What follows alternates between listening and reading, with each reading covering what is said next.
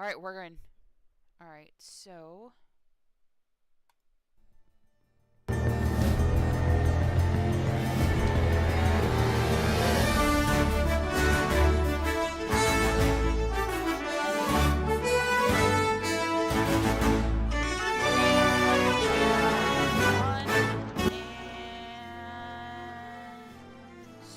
Go.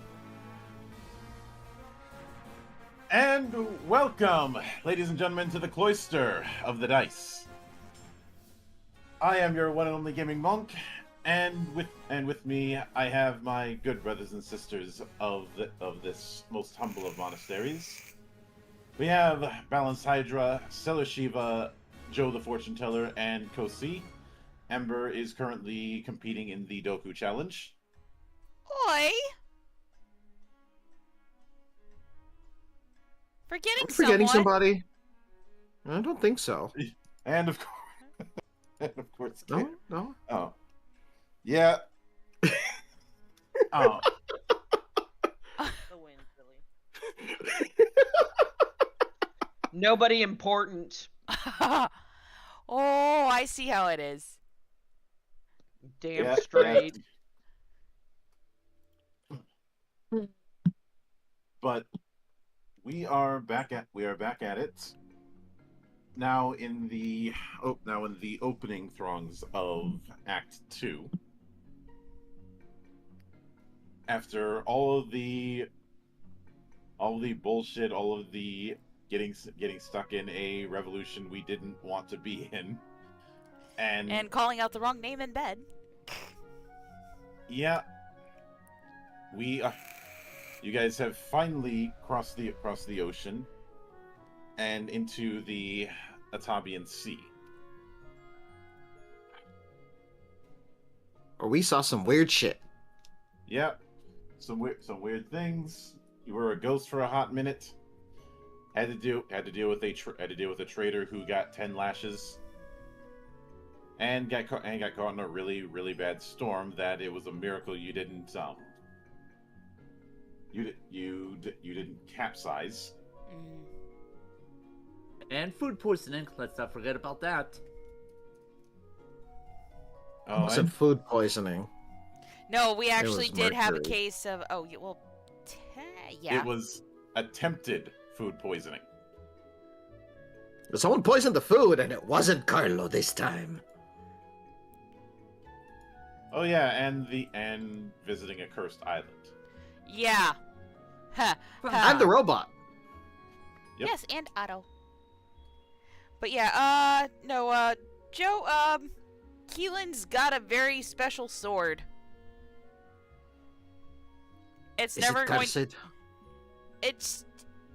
It won't leave her. It's cursed. It's more blessed, I think? Oh, it's clingy. Yes.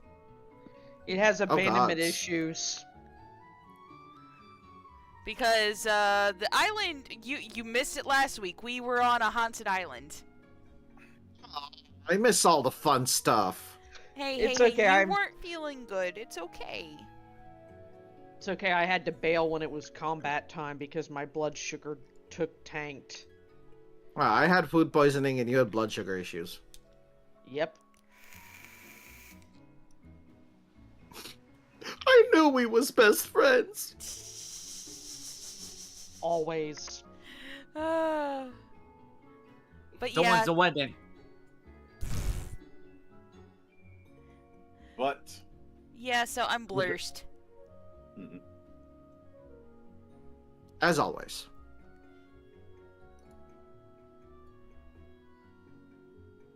I mean, at the very least, it's not going to do that when you go to sleep, and you're not going to be sleeping wearing the thing. No, it'll be in its sheath. They'll be cuddled up. It'll be great. It's comfy. Did we mention the sheath is made of satin? No, because it isn't. But it needs Remember, a satin everyone, when sheath. It needs a satin sheath to sleep in.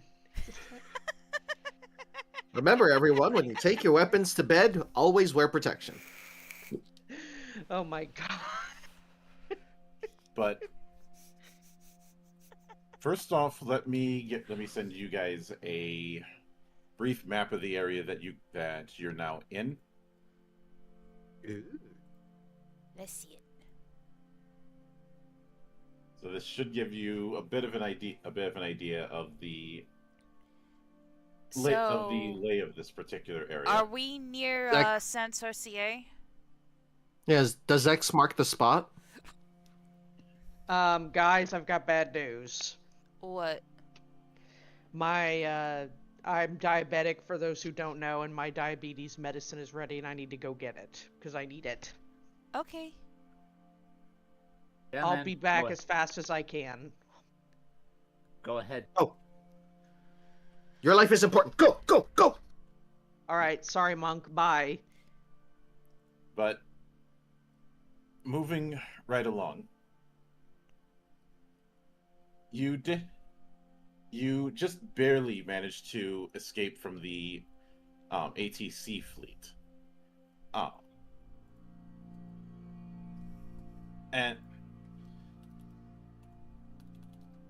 And in the process, it was revealed that there was some damage that, if not taken care of, they might have some problems before you can get to Atzlan. So you'd have to drop anchor in a port of call to make repairs that you can't do at sea. Should be no more than 2 days. So where are we?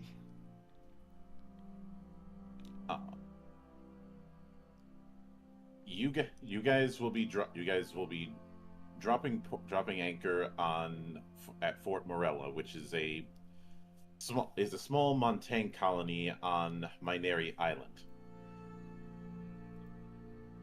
So where? So Find near that. San Sorcier then? Okay. So X does mark the spot. Okay, cool.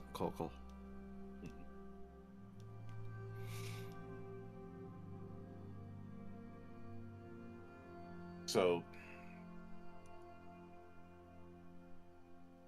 plus Damon for suggests it might be good for the crew anyways because of how long they've been on ship. Mm. And remember, you crossing the ocean, that does take quite a while. It does. And with all the other bullshit you guys have dealt with on sea, I'm pretty sure the crew would like some degree of time off. And drown it in booze. But during the meeting where you're discussing your next move, Annabelle brings up that there's a few ways to get to this part of the Arabian Sea. The quickest is through the Devil's Strait.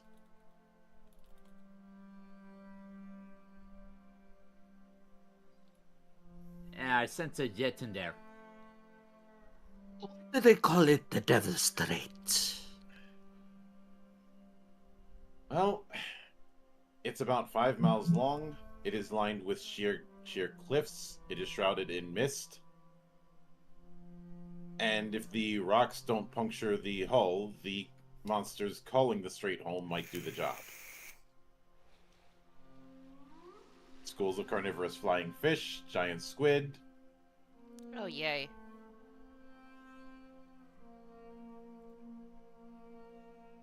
Oh, on the plus side, if we manage to hold our own, we'll have some extra food to cook. Do not eat carnivorous fish. They're mostly bones. What about the squid? Depends on how tough the exterior is. If you can get something to slice through it, then yes, that is good eating.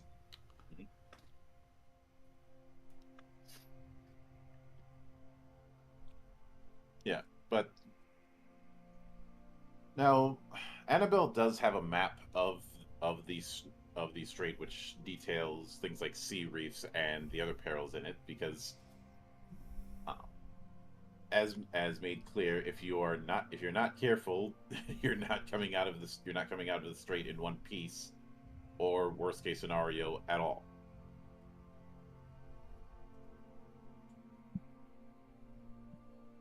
However, she can't read the map, man the helm, and command the crew at the same time, so she's going to need an extra pair of hands.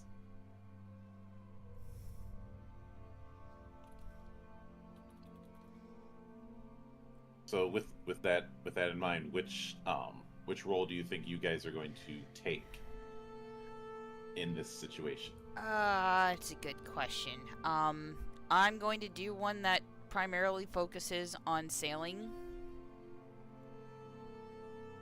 Carlo's good with people, so Carlo will help with the crew thing. Yes. Wait, are we in port, or are we getting ready to head into the Devil's Strait? The latter. Fuck. Okay, Because yeah. we have to go through the strait to get to the port. Gotcha. Yep. What, you didn't think it was going to be as easy as just sailing into port, did you? Maybe. That would be nice, yes. It would have been nice. No, I will do something that will allow me to help the captain get the ship through. That's a bit broad. I'd like you to be a little more specific. I will stand on the port bow and call out if we're getting too close to rocks. I think you'd be better served going up to the crow's nest on that. Fair enough, that'll work. Let's see. I don't think I have this. Well, no. Would scholarship help with dealing with the map?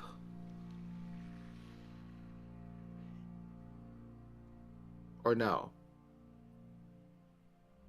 I'll allow it. Cool. Then Carlo will help with the map. Help guide the way. Considering it's a straight line, it's easy enough.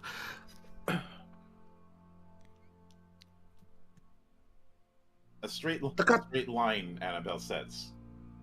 Huh. It's not like you can turn inside of the strait. Well, as for me, I'm gonna help him man the cannons just in case. Alright. These are called a strait because it is So- relatively straight. Like, why would you need someone to read the map? The line isn't the problem. The navigating the reefs is. Ah, then yes, Carlo will be able to tell you when we are coming up on reefs, yes. So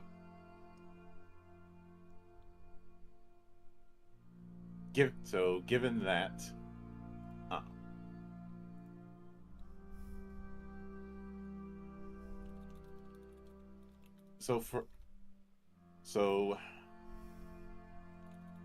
Carlo, I want you to roll wits and scholarship.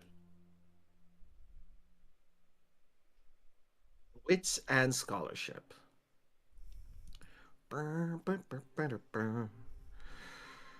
Okay, before I do, I want to ask really quick. What are... is it risk?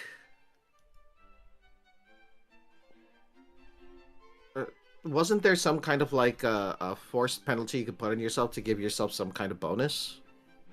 At a higher rank, you can declare that you're rolling 15s, i.e., for every 15 that you roll, you count 2 races instead of 1.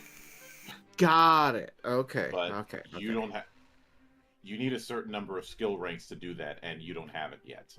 You're right. I only have the 3, which means that I can just re-roll once or just one die. Just 1 die. Got it. So I will re-roll that 1. Oh yeah.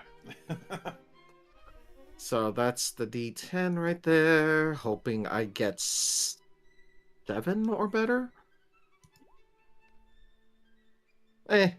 That's a 28.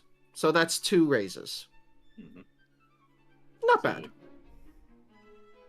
as for Keelan, I want you to roll wits and notice. Not sailing?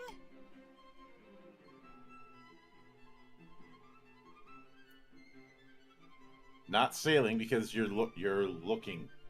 Ah, You're not actively shit. manning the helm. You're not actively manning the helm. Annabelle's doing that. Shit! Maybe you should have manned the helm. As if I was going to shove the captain off. Alright. Hey, a good captain knows where everyone's best utilized. Pray for my soul, everybody. At least I have one of those.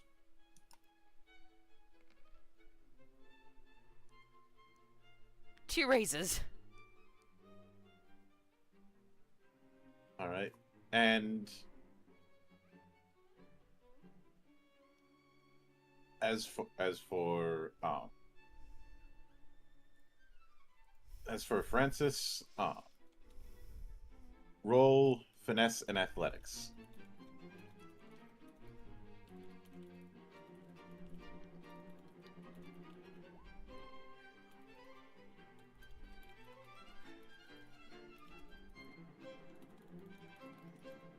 Let me just reroll. Alright, 4 raises.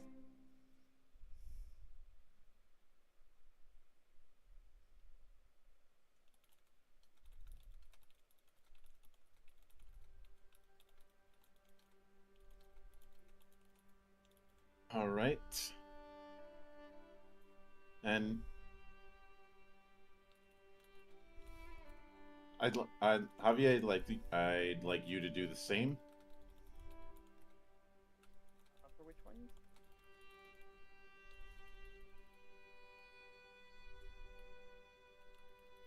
Javier, Yeah, for which role am I doing?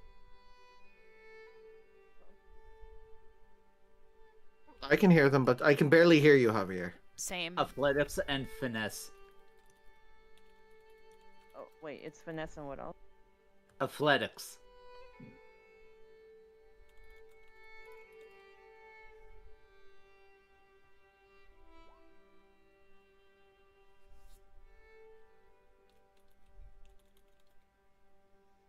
all right. 2 seems to be the lucky number this morning. Finally something. Mhm.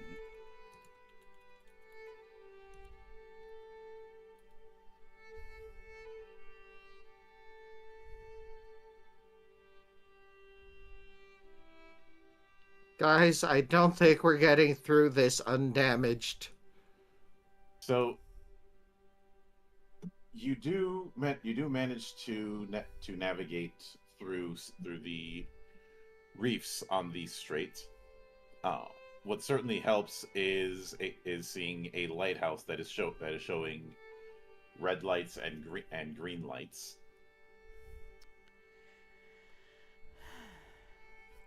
But as you're going through it, you hear what sounds like singing. Uh-oh. Ah, shit. Oh, dude, even I've heard stories about those. Sirens. So I want you to roll resolve and sailing. Not only to avoid the siren call yourselves, but to prevent other parts of the crew from falling for it as well. Rolling. Resolve and sailing? Yep. Can I Ladies and re-roll? gentlemen, Oh my god. Can I re-roll that 3? Yeah. Okay, let's see what I get.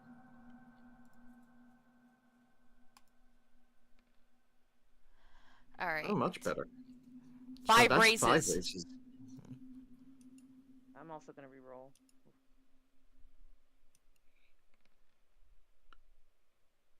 Carlo has nothing.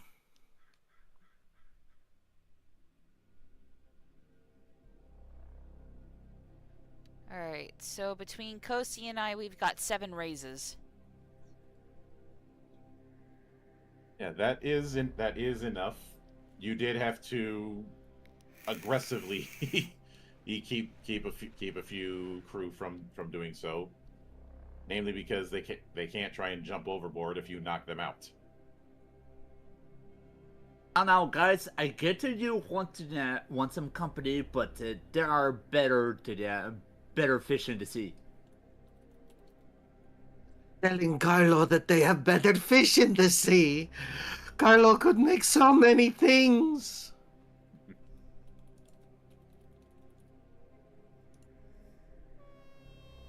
Get it? That's the joke. But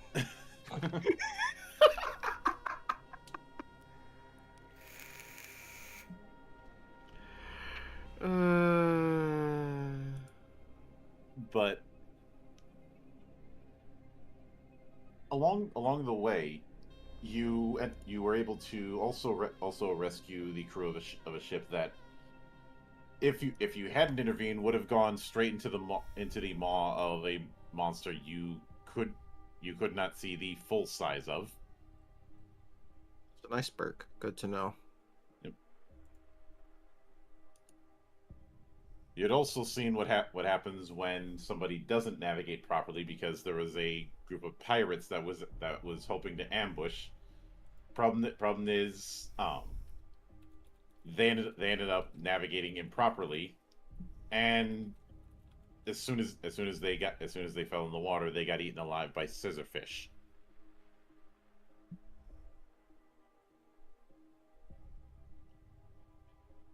And sharks. Nothing we could do about that. If it was just a scissorfish, Carlo would suggest we grab some rockfish. It's a shame we don't have any paperfish. Why? They would be cut up. Paper covers rock. Yes, but we need the rockfish in order to smash the scissorfish. Sunfish is my personal favorite. But Especially in the recent game.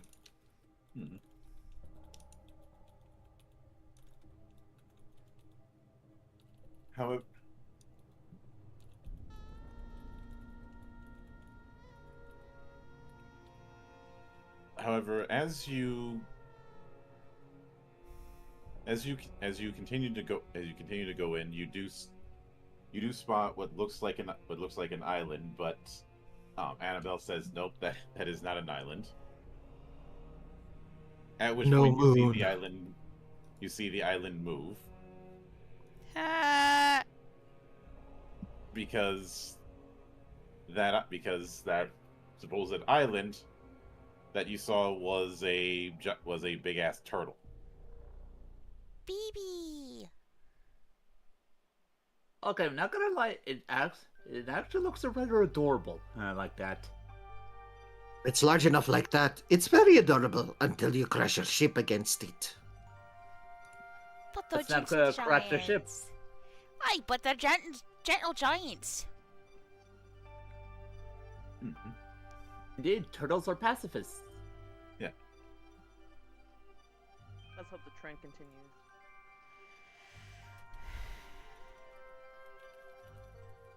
But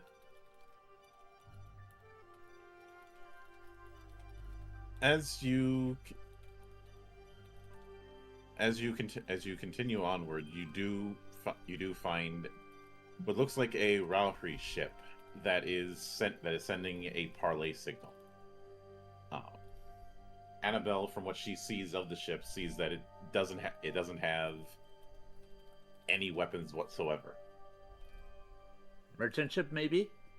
Yeah, she also says it's not uncommon for Rowry ships to send in delegations to welcome new ships to the Atabean. I'm gonna look behind us to make sure that the ATC isn't following. Roll wits and notice.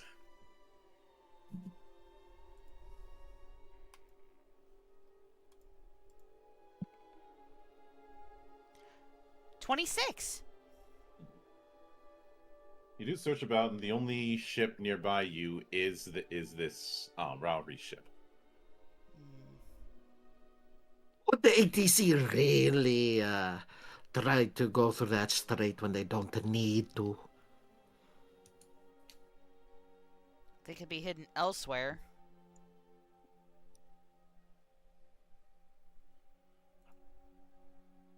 Captain, Capitan, what do we do? Let them on. If they cause any trouble, then deal with it then. Carlo's going to do that thing where the captain said one thing, and so he's going to repeat it. It's like, let them board!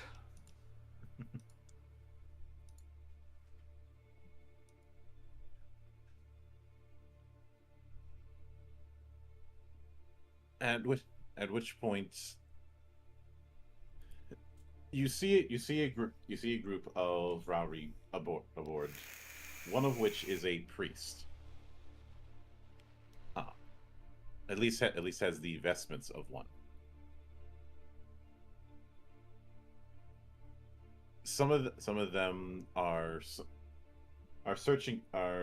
conducting a minor search, just stating that they want to ensure that there's no illegal relics being transported, or that anything associated with the ATC is on board.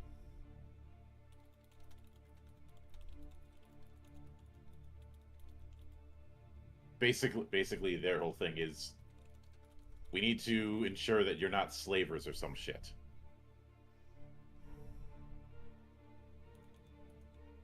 Oh, is that all?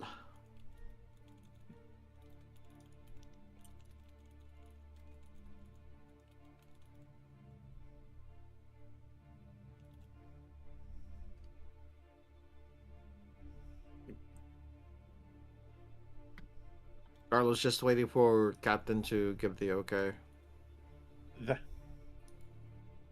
It's best that we let them do it so that we don't create problems for us later. Hmm? No arguments in there. Mm-hmm. Carlo's going back to the, I almost said kitchen. Galley. Whew.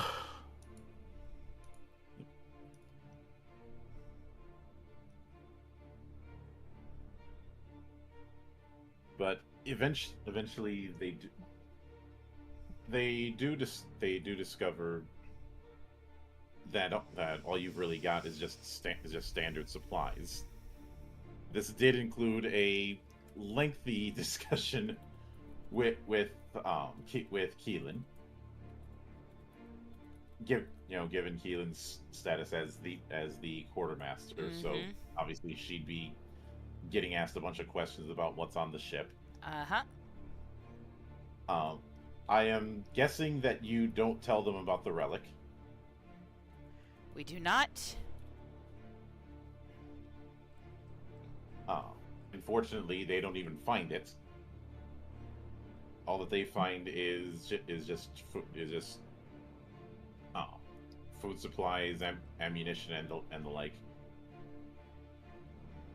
And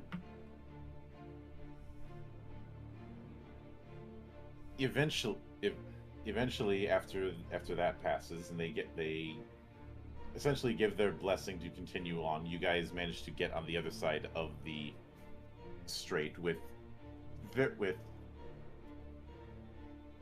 very little, if not no damage, including to the rest of the flotilla. There were other ships. Mhm. I'm glad they made it through okay. Yeah, especially the submarine. Yeah, shame Um, if it got damaged.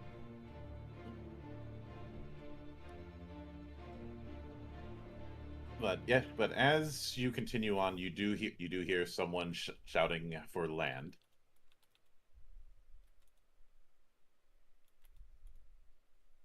As you realize you do end up at the island in question, which, as I did before, let me give you guys a handout so you can see it.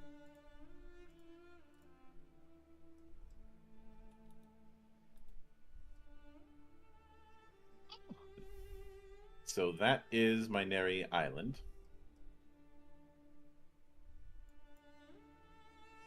you know, I'm guessing there's only a small part of it that's actually. What's the word? Habitable? Explored. Sure, we'll go with that. Habitable. Habitated. Something like that. Habited? Yeah. Inhabited, more specifically? Mm-hmm. So you all and as you head in, you end up heading into the northern inside of the island, which is where the port proper is. Oh. This is, as mentioned, this is a small area. It's more of a fort than a traditional colony. Hence the name Fort Morella. It's But because of how small it is, it means that it's not as important for either the Secret Service of the Empire or for foreign spies. Oh. It also means that some ships with more dubious cargo will dock here for a quick stop. It's the ideal kind of port for those who don't want a lot of people seeing what they're doing.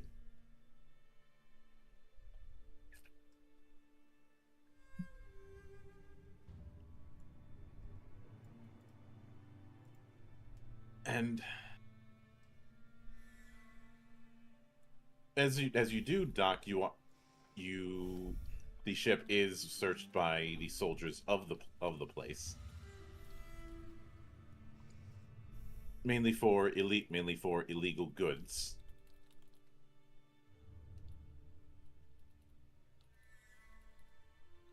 But fortunately you don't have any, and once again they don't find the relic. Although I'm pretty sure even if they did find it, they would just see it as just a very fancy box.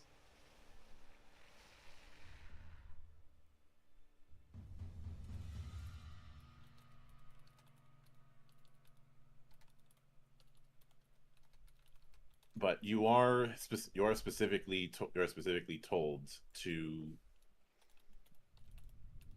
keep to the fort part of the island as much as possible, because the western half of the island, not the western part, the north. I got my numbers mixed up. The northern part of the island, that is occupied by the Rauri.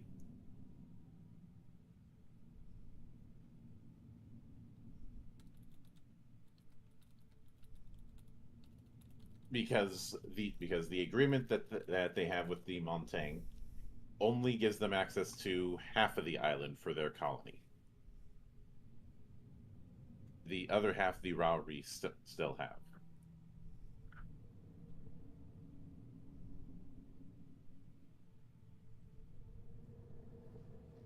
Ah, and as far as why Montaigne would even agree to that agreement, well, they say, and anyone who goes on Krya's land gets eaten. Duly You noted. know,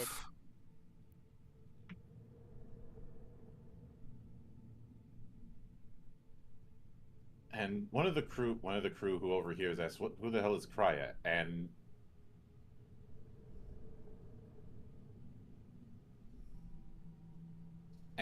they say, imagine the biggest crocodile you ever seen." Ah, so the one from Hook? Make it bigger. Think of a crocodile the size of a bus. woof. What? What's a bus? Obviously, I'm saying that out of character. I know, I'm kidding. They would see it as a crocodile the size of a small ship. Ah, understood. And I don't think either of you would relish the idea of being eaten alive. No. Now Carla wants to make some relish.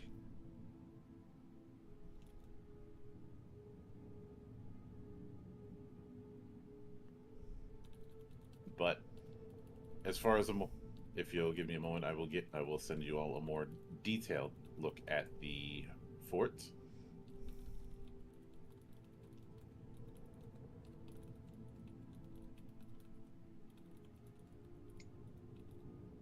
Just so you can get a bit of an idea on its relative size.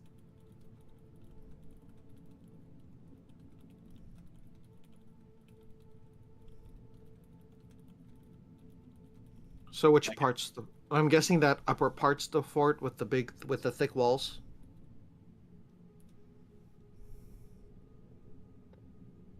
Yeah, the term fort is used informally, but I feel like that demonstrates how small this colony is.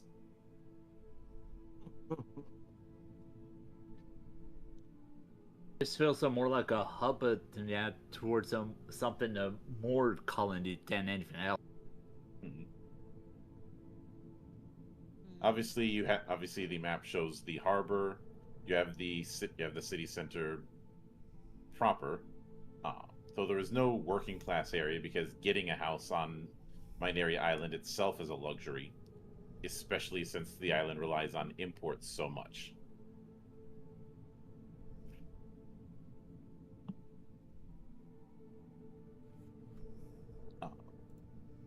So who lives here? Ones with a plenty of coins and cents. Fair enough. Yeah, there are. It's not like it's all. Noblemen and bourgeois. There are plenty. There are more modest houses. Someone has to work here. Mhm. Probably the farmers over at the east side of the island. Well, also merchants within the town. Mhm. The dock workers. Mhm. As long as it's not slave labor. There's also a church district that overlooks the harbor. There's not many houses in that spot, but a lot of parks and gardens. Yeah, I could see that.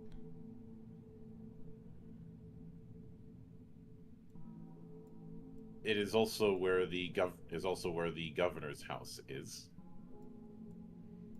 Yep. The upper end of town is where soldiers are. And a lot of the barracks, and of course the prison.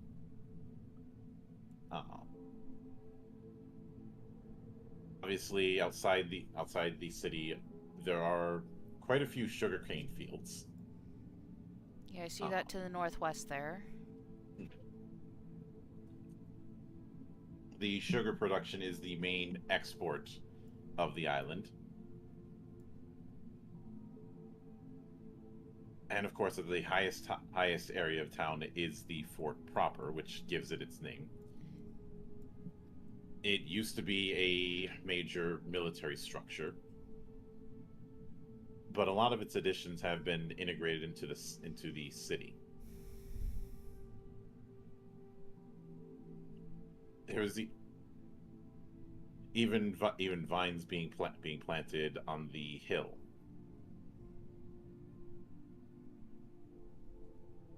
Although this has meant that there has been attempts to make a wine vineyard in that area, but it hasn't. It clearly isn't quite working. So they've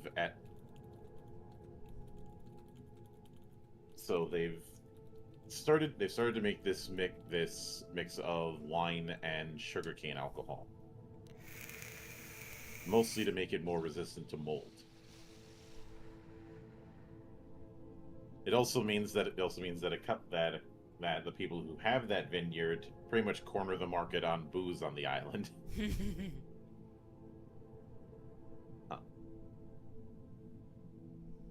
And of course, the wall that separates the colony from the rest of the island, namely to mark the Montaigne border with the territory that is officially protected. According to the treaty, non-Rowry are forbidden from entering the western part of the island, and there are patrols on that wall to make sure nobody goes through.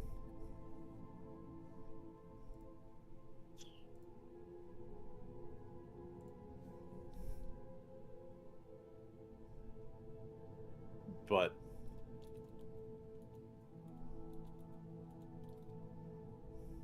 as you make port,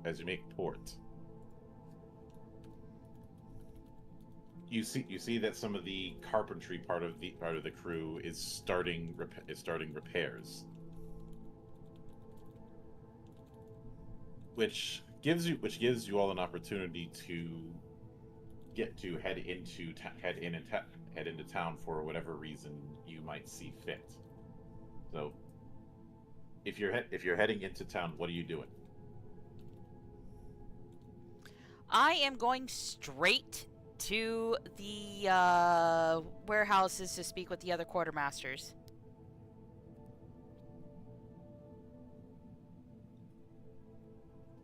Carlos going to the markets. Yep.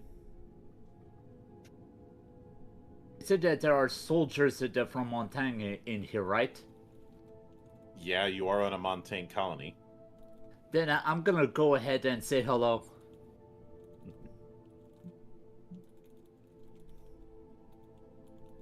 Are there any good libraries around here? That'd be great for me. Yep. So, going from top to bottom, Francis, when you do try and head to the barracks, you do see a few looking at you with a bit of a raised eyebrow, mainly for having the sun emblazoned on your outfit. But I already took that off. All right. Never mind. You did take that off. I had my notes cross-wired. But even with that, you do, compared to the people who've been on this place for a long time, you do look a bit fresh-faced. A reminder that even if you are a musketeer, you're still on the bottom rung. It's the reason why I'm going there to say hello to the commanding officer. That's our baby face. Although when you tried to do that, the other soldiers there are not too pleased about that notion. You see one of them looking straight at you and his friend saying, "He doesn't like you. I'm not that big on you either." And I'm not worth the trouble.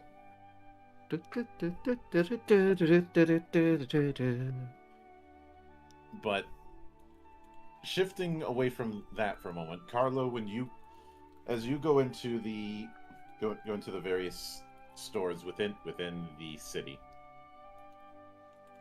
you notice that with a lot of the supplies, they are about 2 or 3 times more expensive than you would have seen back on Thea.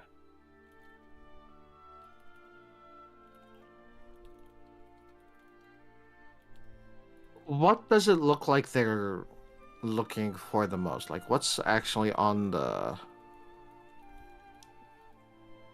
Like, sorry. What's the most expensive thing that they are selling? Like, that we would have in our cargo hold? Some of the local fish, you see a lot of fish merchants, because you're on an island. You do also see some people selling what looks like jewelry, which a bit odd, but okay. But when it comes to food, when it comes to standard food and drink, if it isn't on the low, there seems to be this air of everything's just more pricey because they see it as more ritzy. Probably because they're used to noble clients who are willing to pay more.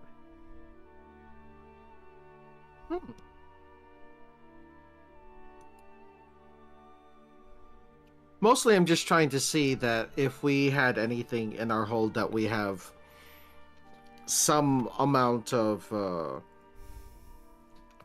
overstock on that we could trade for things that we need, so that I can tell our quartermaster about it.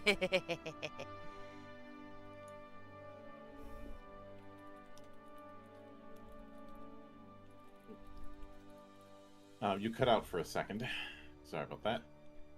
Sorry, I'm trying to see if there's anything that Carlo knows they have, like, in stock, a decent amount of, that he could possibly trade for things that they need. Yeah.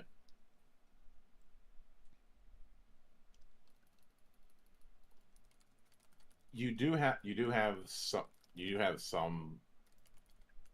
supplies when it comes to certain drains and the like from Thea, which is going to have a degree of value. Mm-hmm.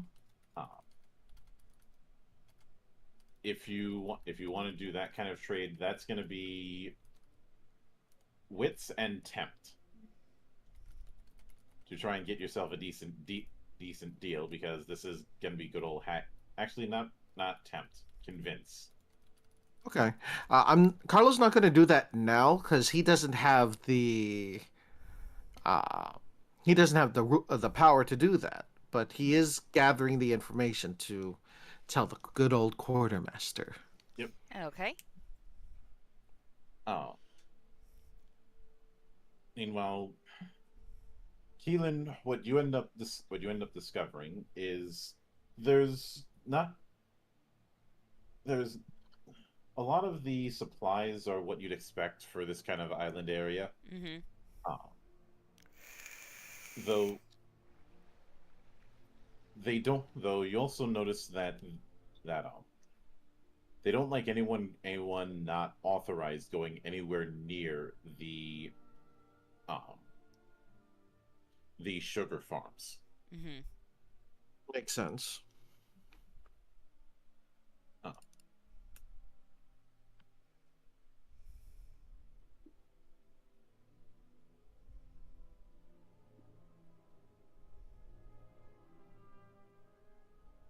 Though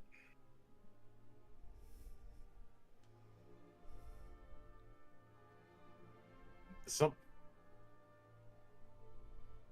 though with that in, though when discussing some of the prices on the matter,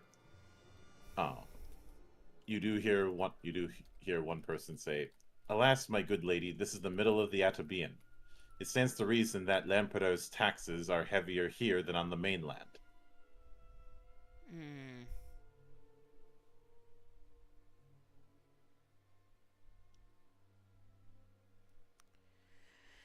Oh Because boy. even getting a casual drink is more expensive here than it would have been back on Thea. Gotcha. Well, the reason I'm at the warehouses to speak to the other quartermasters is because I want information on a certain ship.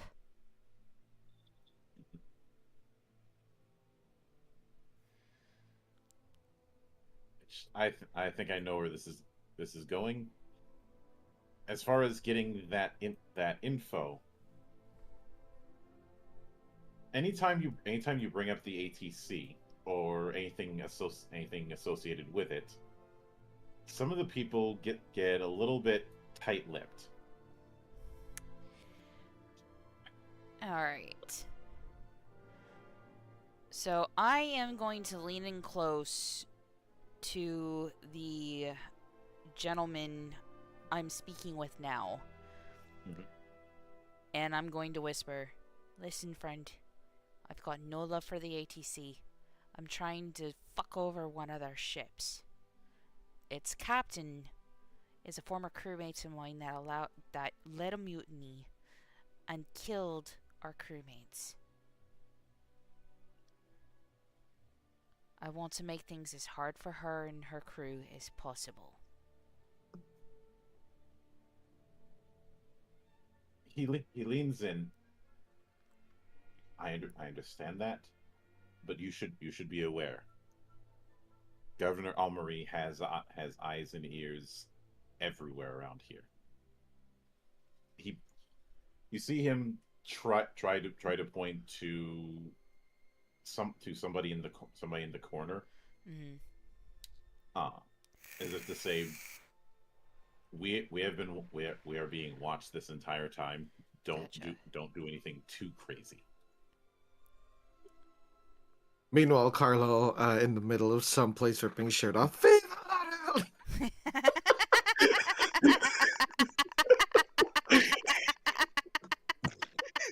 I'm sorry. No. No, I understand, friend. But- I'm So trying to be I'm also trying to make sure I'm being discreet when asking about La Dame de Fer. mhm. So I want you to roll. Wits and notice. Oh boy, here we go. I really should have taken more points than that. Notice or wits? Notice. Mm. But I got 3 raises, so that was not a bad roll. Knock on wood. You do know that someone is watching you.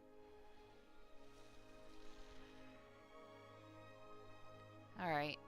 So I am going to start looking over my ledgers then and just start talking trade for supplies that we need. Mhm. I also do have the grocery ledger with me. I plan to find Carlo in the market here as soon as I'm done. So there's that. And I am going to set to haggling to see, because I know what we can trade and what we cannot. That is fair. And meanwhile, Javier, you do find that there is some measure of library within the church district, but it is mostly a variety of different religious and philosophical texts. Not a whole lot when it comes to alchemy or engineering.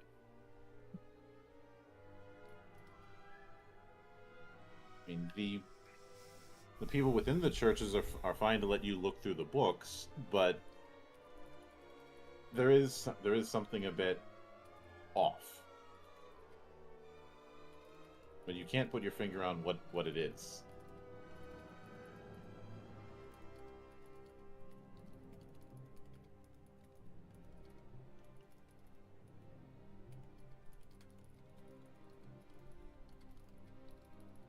But as far as seeing if you can find anything within the books, roll wits and scholarship.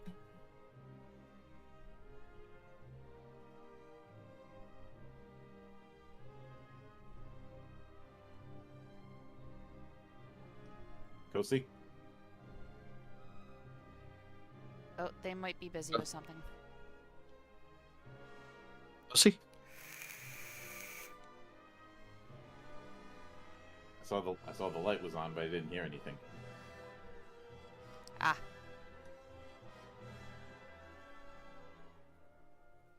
3 Light on. raises. So, with 3 raises, you do see some odd things highlighted in some of the text, as if somebody used the books as a cipher, but you can't tell what. You can't really tell what the cipher is saying. You just know that somebody's using the books to do hidden messages.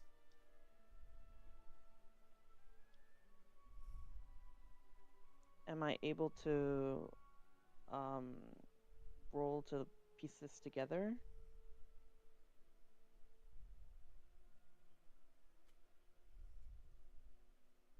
Hello? I would say, yeah, I would say you can make an attempt. That is going to be resolve and scholarship. Alright, let's crack this bad boy. I believe in you.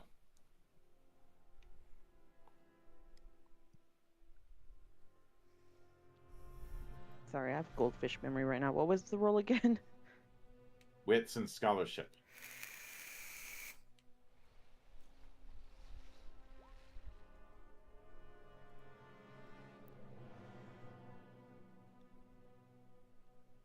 Three raises. Yep.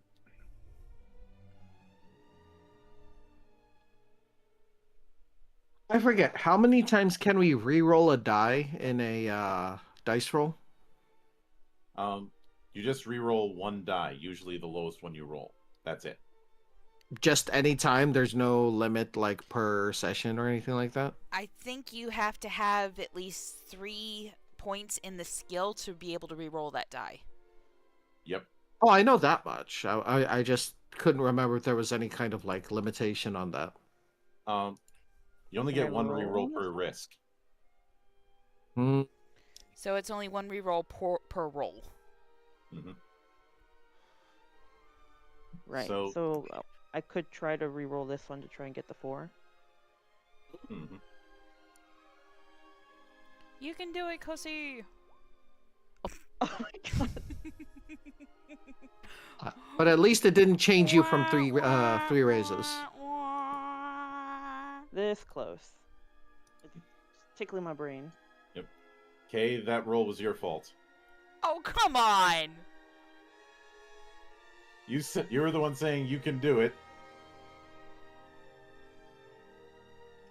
You know the rules. It was purely just Kay who said... The dice gods show no mercy, amen. But you're not able to decipher all of it, but some of it. Someone's been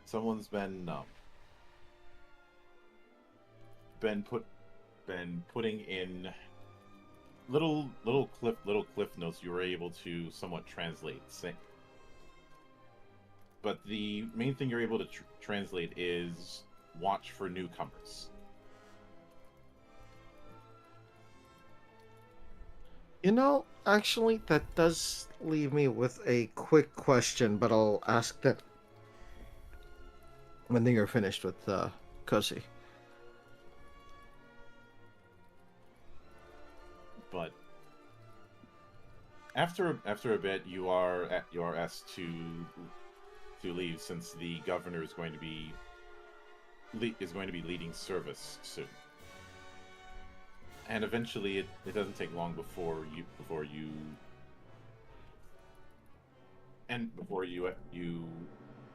all end up back together. Hmm. I just have a very odd question, Monk. Shoot. Are there any signs of vagabonds in the area? No. All right.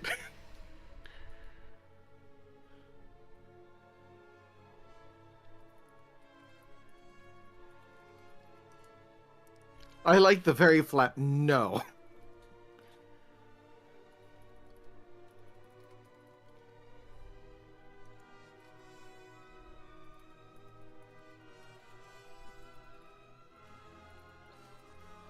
However, however, after you all reunite and shared notes, you do see that another ship has docked in the harbor. It looks to be made of Thayan, but has some elements that you don't quite grasp.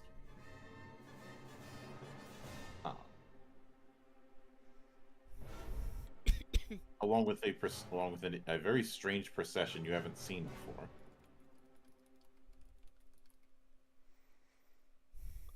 Why are they constantly smacking their foreheads with books?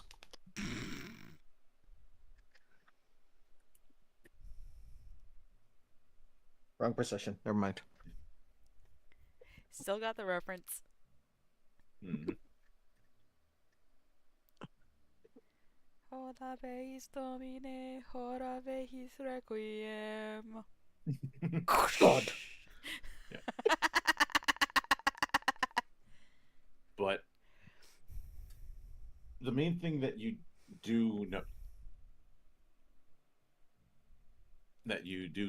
notice is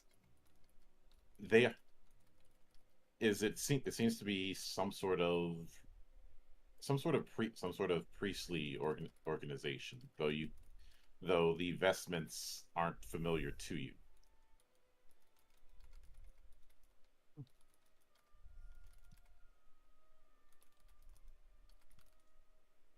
And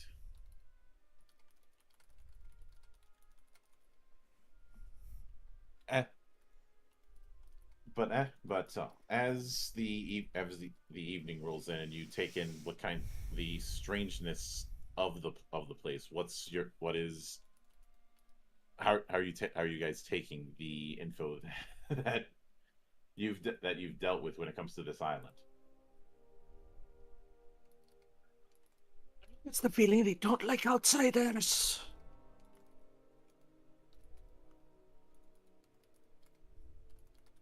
To be perfectly honest, I feel like I'm a fish out of water, despite this is a mountain colony.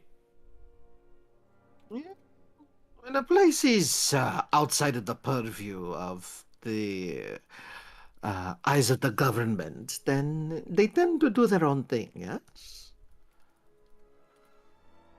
Oh, that's a given, but this feels off somehow. Can't exactly put it how though. By the way, Carlo is not very well versed in the world of religion, but those new people, Carlo does not recognize any kind of the symbolisms. Symbols?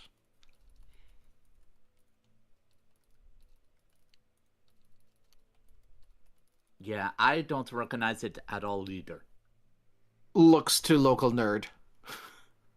Yeah, let me see if I can take a look at this. You're also very muffled still, like... Yeah. Still? That's so weird. I'm literally like chewing on my microphone right now. Nom nom nom nom. Do you have something in your Discord settings that's muffling you? No, I've literally not touched my laptop in like the past week. That's weird.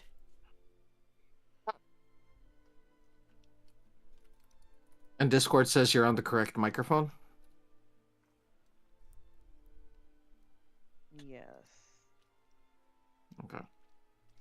I've had it where Discord like will randomly change my microphone settings even though I don't touch it. Yeah, literally nothing. Nothing's changed. Nothing. Huh. I do see him coming in a little lower though. Weird. I bump up my input. Is that better? Yeah.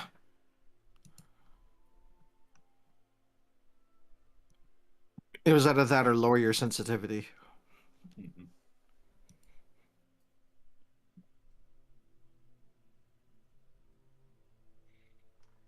It's okay. It's 2025. It's okay to be more sensitive.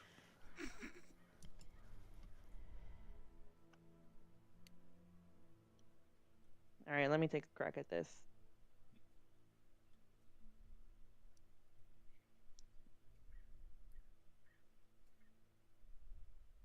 What would they roll in order to see if they can figure out what religion these people are? That'd be wits and scholarship. Oh, I am not feeling great today. maybe Ooh. Carlo can give it a shot. Wits and scholarship is something that Carlo can do. You could re-roll one of those ones. Yeah, let me. I mean, there's no way you can make that worse. Literally. I mean, you didn't make it worse. Carlos maybe going to give it a New shot. environment must be getting to me. How do you get 3 1s? Technically 4, because they re-rolled a 1 to get another 1. Shits and giggles, I'm gonna re-roll one of those ones. So Still between 4. Cozy and I, we have 5 races. Yeah, with one of you doing the heavier lifting. Carlo pointing out all the things he doesn't recognize.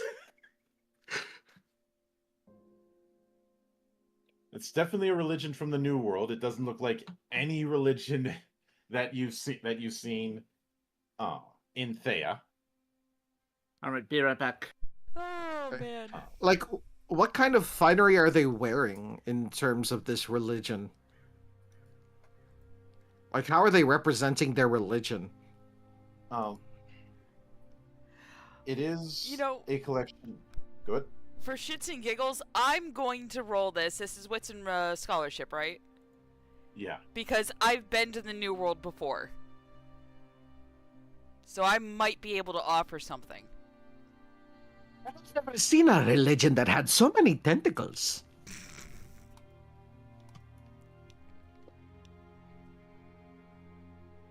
Not bad. 26. Not great, not terrible. I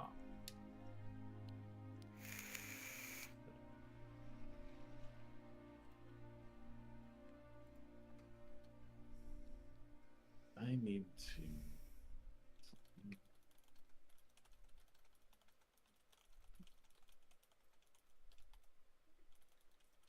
So they are from the Kurak Empire, which is one of the bigger empires within the main part of the New World. So they're further west.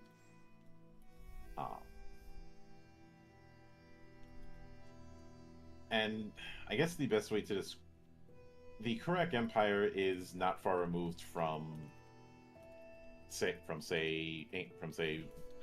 Aztecs.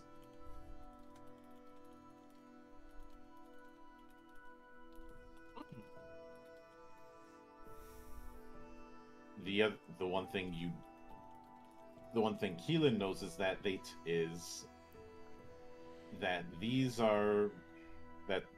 this is a procession of venerable ones, which does raise the question why they'd be on a tiny island here and in a Montang port.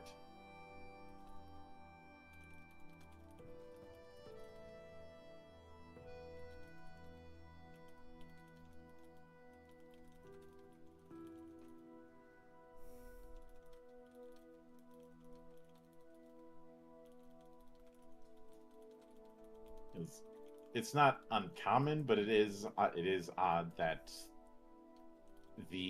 that essentially the priests would venture into this place, but the ship that they're on has a mix of elements between Thean design um and correct design.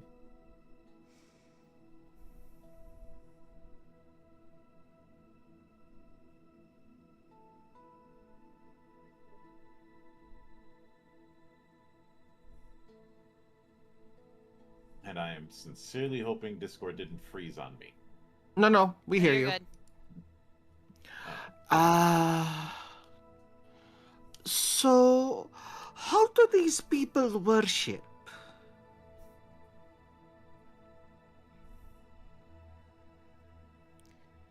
That I'm not certain Is about. it okay?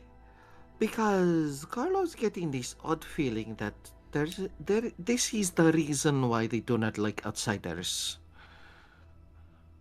I. It's just best to steer clear of them if we can. Carlo has the feeling we're not going to get much of a choice on the matter.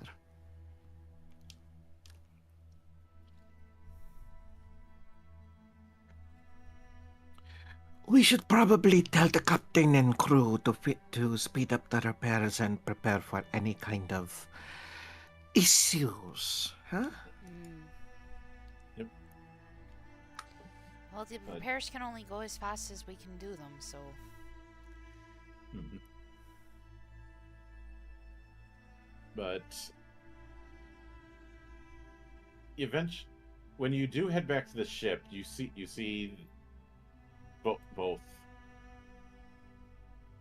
Annabelle and Matilda discussing an envelope. When you ask what's going on, you're informed that a envoy had visited while you all were in town. You all, including myself, much to my chagrin, and the captain lieutenant here, have been invited to the governor's ball. Specifically us? The invitation stated the leadership crew of this ship, as well as Captain Lieutenant Matilda. Oh, I don't like this.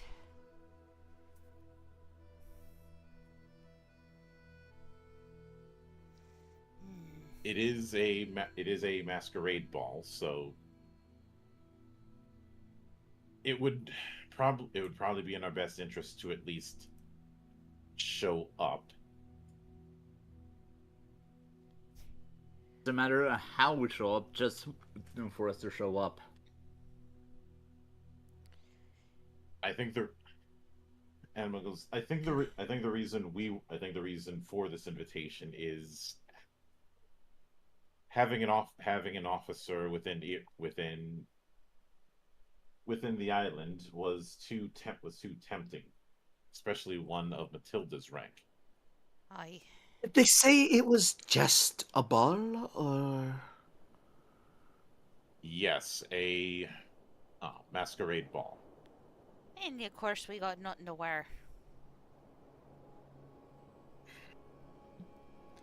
And we don't have the supplies to levy for the proper garb that we'd need for this venture either, Captain. The taxes here are higher than they were on the mainland.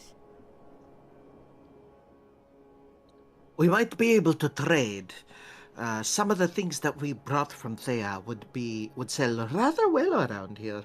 So. Well, actually, hold up. No, because we found a shit ton of treasure. But that was to be dispersed among the crew.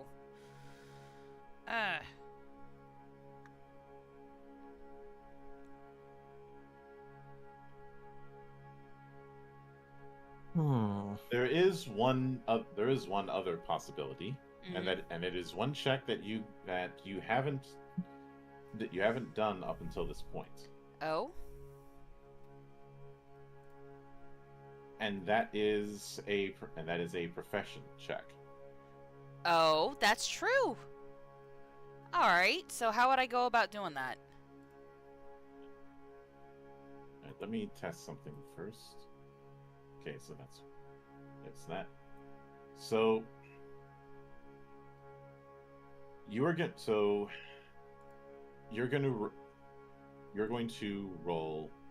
I would say, given your profession, let me double check what I wrote in. I'm pretty sure I wrote quartermaster. Yep. Yep. And you've already got a good amount of wealth as is, so you could probably spend like 5 wealth and have it covered. That would now 5 wealth is quite a bit, but Yes. you are trying to get everybody Outfitted. properly tailored and outfitted in short notice in a place where everything is expensive. Alright. I look at some of the treasure that I kept for myself from the island, and I pick out the prettiest jewels and gems of the bunch. Alright, here's the deal. Everybody, I need at least one of either the gems or bits of jewelry you got from the treasure hoard we got off the island a few weeks back. I'm going to do some hard negotiating to get us outfitted. Pretty much just a hand over one of my wealth over to Kay. Here you go. Alright, so I'm going to keep a separate tally in the chat for the wealth. I'm going to spend 5 wealth myself. Yep. So there's that. So we also have 1 from Hydra. Didn't realize that Carlo had wealth, because Carlo's wealth is 0 on his sheet. No, I split the treasure among the crew. As I promised. I wasn't here last time. Oh shit, that's right. So, long story short, there was a massive treasure hoard on that island, and it got split equally among the crew. I believe it was 4 wealth that everybody got. Yep. Ah. Carlo will share some of his wealth then. Carlo Alright, did so not realize one he had from- any. So 1 from Carlo. Kosi, what about you? Yeah, I have wealth to spare. Here you go. Alright, that's, Well, that's how that 1 works. from Kosi, so that gives us 8 wealth so far. Do not have Ivan or Rio here to be able to get a roll from them. So I've got to roll with 8. Which is plenty enough. All right. Getting that is the easy part. The hard part you find is getting some of them to actually go into a tailor to get fitted for a proper suit or dress. All right. I am going to grab both Carlo and Javier by their sleeves. You're coming with me now, Captain, Lieutenant Captain. If you'll follow me, I know where the tailor is already. Oh no, Carlo's going to get new clothes. Oh, whatever will Carlo do? Carlo likes smelling of grease and kitchens and... Okay, fine. Okay, you don't need to Enough hold me of now. bellyaching. Okay. It's not just the clothes, you also need to bathe it beforehand. Carlo will just kind of give a deadpan stare. It's just, pretty boy, do you think you are the only one who bathes? All right. Maybe. All right. So how would I go about making this roll then? All right. Given the fact that you are dragging some of the people involved to get fitted, that is going to be resolve and convince. This might not be a bad I one. mean, I don't need much convincing, but okay. I think Javier might need just a little bit of convincing to get away from his books. Carlo thinks Carlo can pick up Javier. I like to see you try. 3 raises. That is enough to not only get them into the tailor shop, but actually get the tailor to agree to work with you. And it turns out for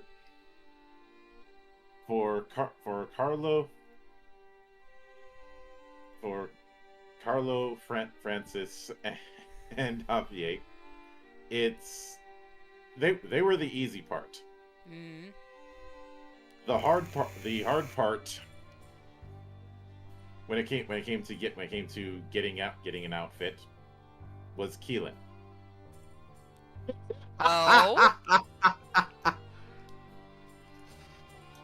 Because primarily because it involves it involves the most horrifying experience that Keelan would ever have to deal with. Oh god, no, not a corset! Huh? I said, oh god, no, not a corset! It's okay, Carlo got this. Okay, take a deep breath and then let go. 1, 2. Oh, God, what are you doing, Timmy Cookie?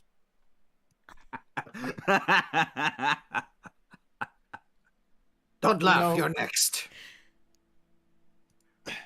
What are you talking about? I'm already dressed for the party. Yeah. Yeah. It is that kind of time period. So yeah, the corset had to be done. You fucking bastard! Oh. Oh, I'm going to drink you under the table so bad later that you'll have 2 brain cells left and they'll be waving goodbye to each other. Don't waste your breath. You'll need as much as you need.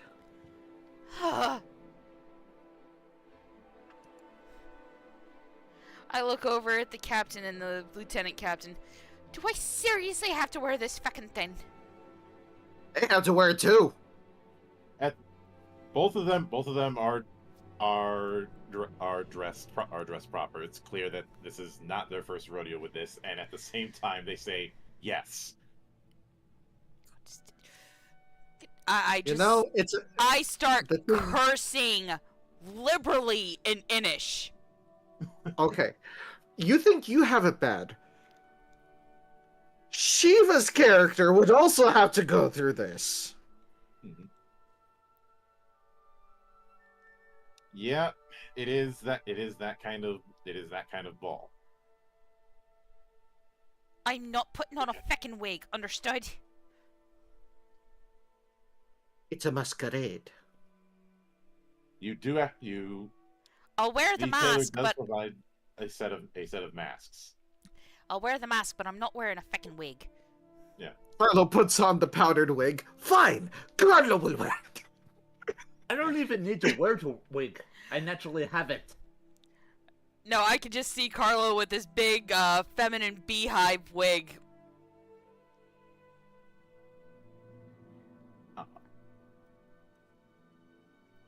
And it's What? powdered.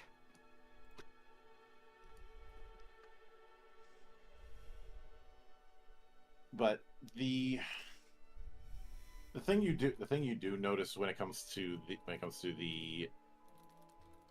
the masks, they're simple domino masks in shape, but they've been lined with what looks like gold thread on parts of it, which for this kind of thing seems a little bit excessive, but it's part of the flex.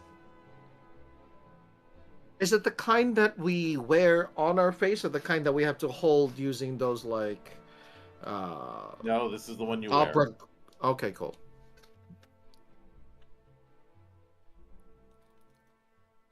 I love masquerade masks.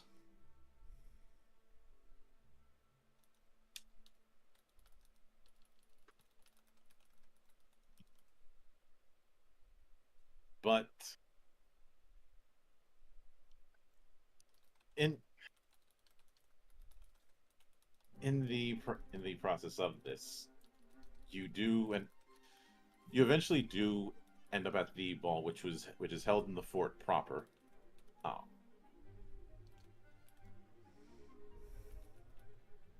And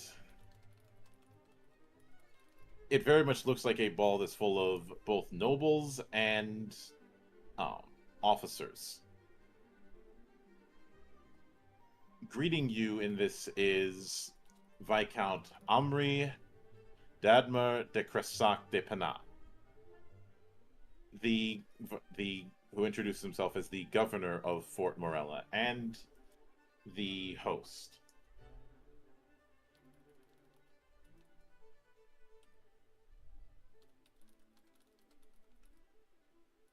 I'm trying to. Okay, there we go. I was trying to get the image properly set up.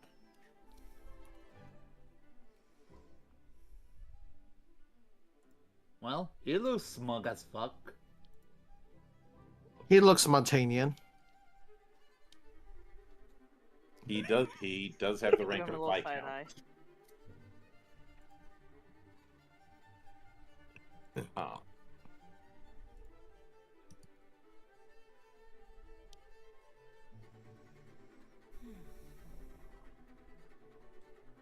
But when you do see him converse with you and others, it's clear that he is giving very politician kind of answers, where he will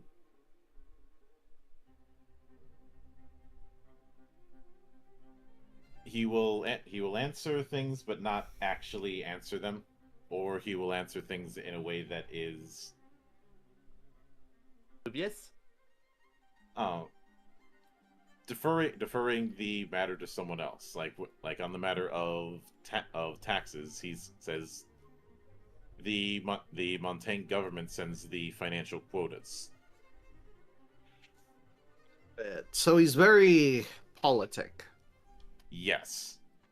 So basically, he's still sucking on his mama's tit. Damn. No, he's not a silver spoon person, but more of someone who's going to be using pomp to play things close to the vest. So he's using pomp on every circumstance. Good to know. Alongside him is a young mousy woman who introduced herself as Henriette de Charval, who essentially is the Viscount's accountant.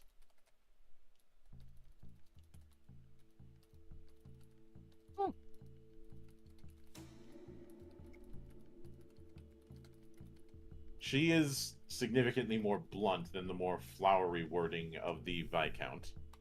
Is asking you questions straight up about where you came from, what you're doing on the island, what you think of the island. Well, that's actually a breath of fresh air compared to how bloody the sugary to everyone else's speeches is.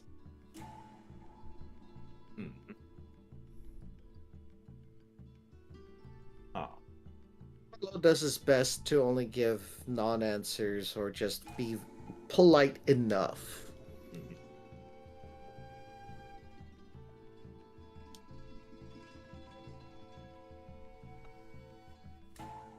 But there are a few other people you see. One of them is a man named Ander, who is a Vestan engineer, who's here in exchange for a student loan, one that's financed by the Viscount for his own research, but he won't go into what his research is. There's also one of the people from Karak who you saw earlier is in this party.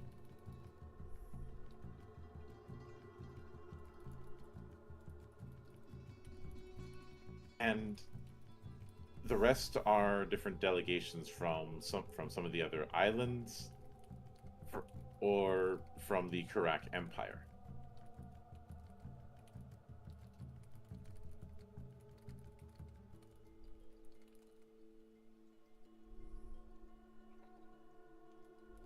But even throughout this whole party, there is this air of tension, like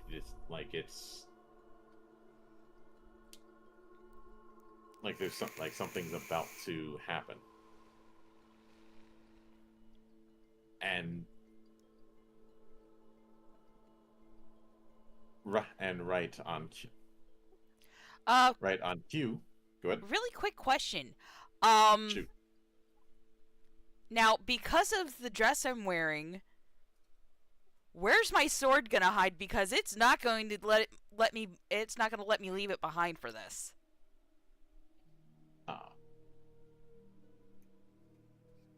It is at your hip. The servants tried to take it, but when they did take it, put it up. Then when they turned back around to inspect it, it was gone and right back at your hip. Sorry, mates. I tried to tell you. It's not gonna leave me. It's magic. Oh. I at least tie the hilt to the scabbard, so that way I can make it clear that I'm not going to be drawing it anytime soon. Mm-hmm. Although I'm pretty certain that's going to draw more than a few stares from everybody else by the woman in a gown.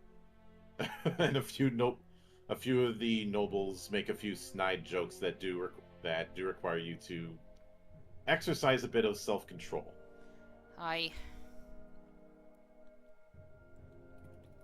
You know how it is with snide noblewomen.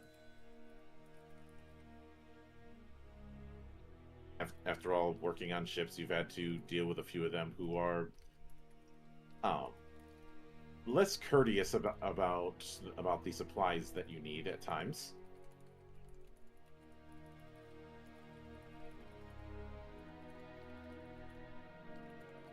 You know, the type that will do that laugh, holding their hand up to their face.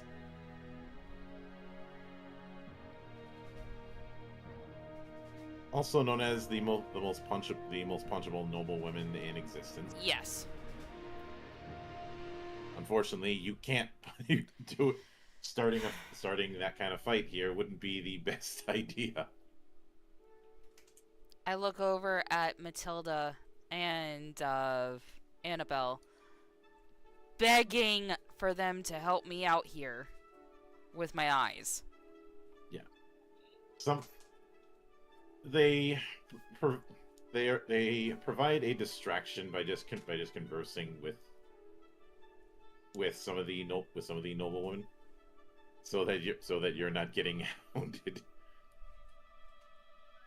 Essentially acting as a distraction.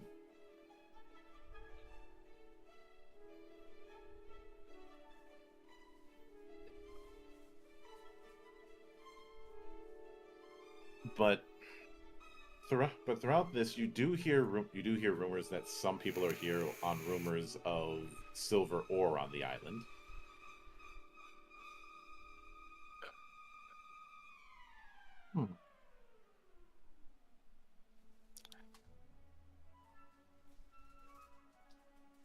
You know, I'm gonna do the stupid thing.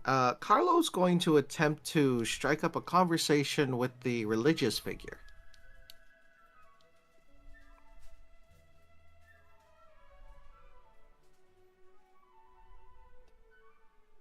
They are all right. So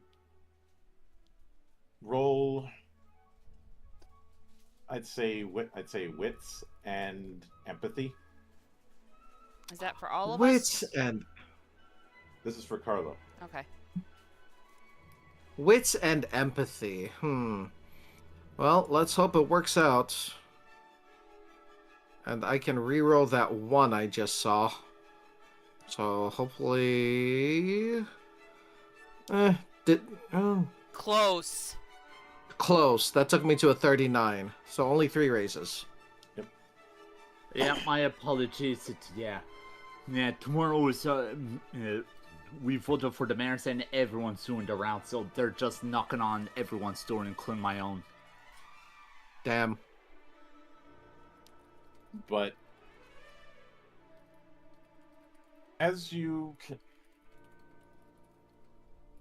through some of the conversion, you do get a bit of insight into who this person is. They address themselves as I'll take Samanchuri, as a venerable dead. Venerable dead? Out of character, his body is the vessel for an ancestral spirit. Huh. Thing. No, I was just making sure I heard that right. Yeah. What you'd he was brought here on the orders of his empress to forge links with the colonies.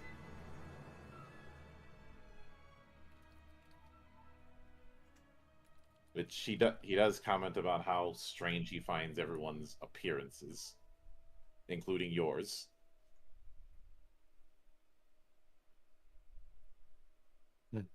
Unfortunately, Carlo has no control over the Centrices. eccentricities of the leadership around here.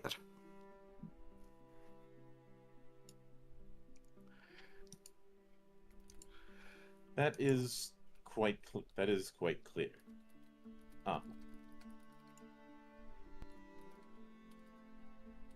although, as this goes on, one of the things that helps save you, Keelan, from dealing with noble women again is the fact that one of the other people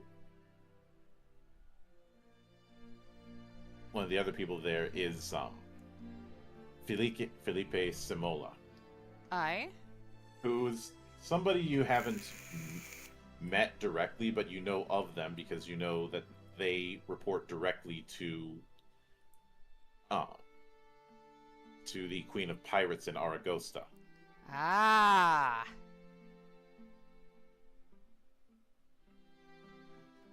So a member of the Brotherhood then.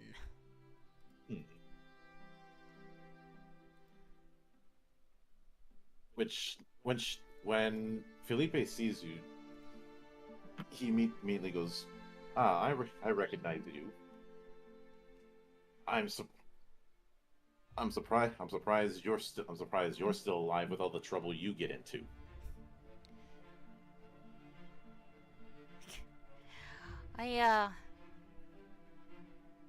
I tend to be quite lucky, despite everything. Clearly.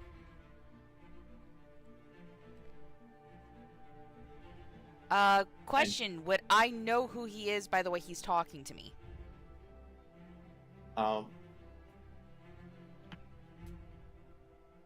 Who even is you? You'll see. Any recognition would be through reputation, but you do note that he does have the symbol of the Brotherhood on his outfit. Ah, gotcha. I hold out a hand to him and give a slight nod of my head. Keelan O'Torn, at your service, sir. Much appreciated. If I suppose it would only be natural you'd be dragged here after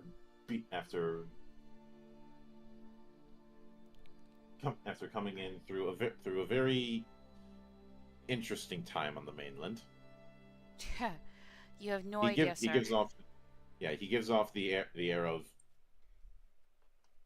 being informed of everything is part of his job, and there is no secret that you could have that he doesn't already know about, and have a contingency just in case.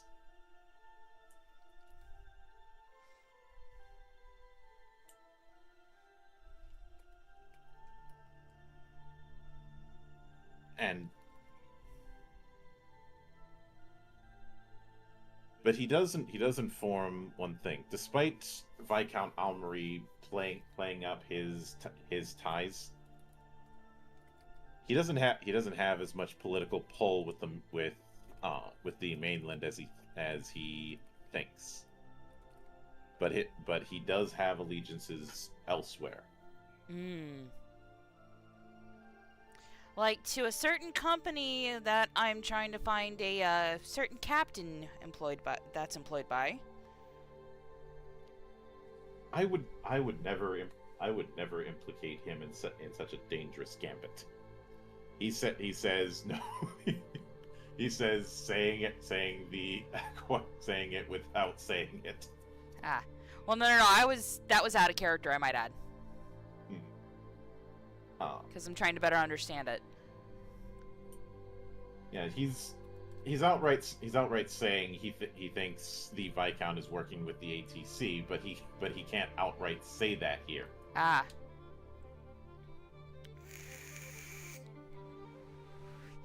Question. If I speak in a different Thayan language, how many folk are going to recognize it, including Philippe?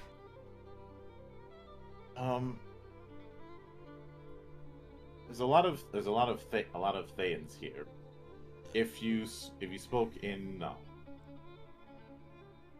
one of the languages on the more eastern side of Thea, then you wouldn't have as much of an issue. Would Philippe be able to understand me? Yes. Alright, let's see, eastern side, hold on, I gotta look at the list. Nation bonus. Let's see, we are going to start talking in Yashura. Which everyone else doesn't quite know, but they just assume that it's pirate cant that you're speaking in, or sailors cant. Okay. That is their assumption. All right. But he goes, yeah. In that conversation, he does reveal there is heavy suspicion that Almery is working with the ATC for slaving.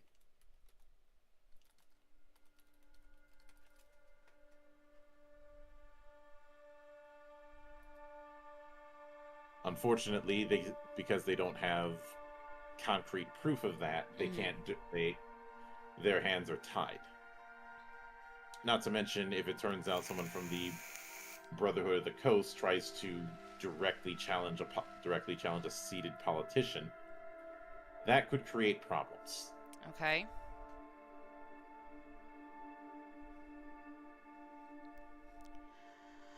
I will ask Philippe very carefully if he's heard any word on Lysandra.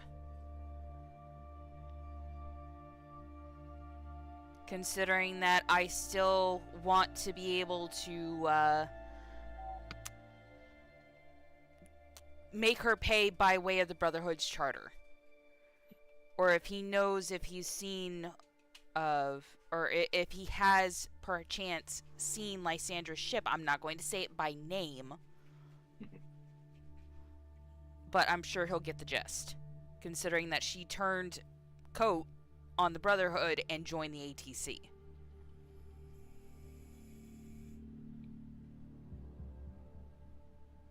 He had said he had heard that a prominent ATC ship had stopped by here about a week ago. Damn. But whether or not it's Lysandra, it's not known. But the ship was too small to be crossing the ocean, so So it wouldn't be her. It's more likely that she's still in the the Adabian Sea, Mm-hmm. but that's all that's known. And since it's not information he can verify directly, but Yeah. stuff that was given to him secondhand, there's only so much he can give. Okay. Still speaking in Yushurin, is there anything you'd like me to do for the Brotherhood and thusly for the Queen while I'm here, sir?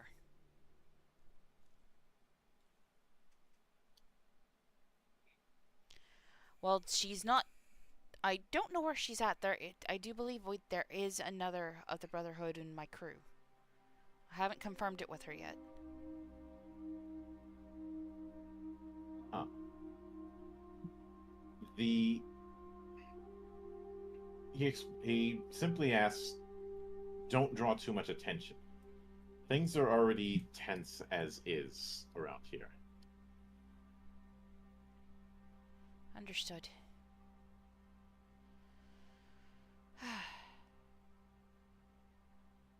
But as the evening continues onward,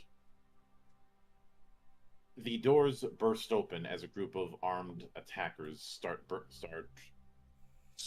swarming in the area, demanding the head of Viscount Omri. Some of them appear to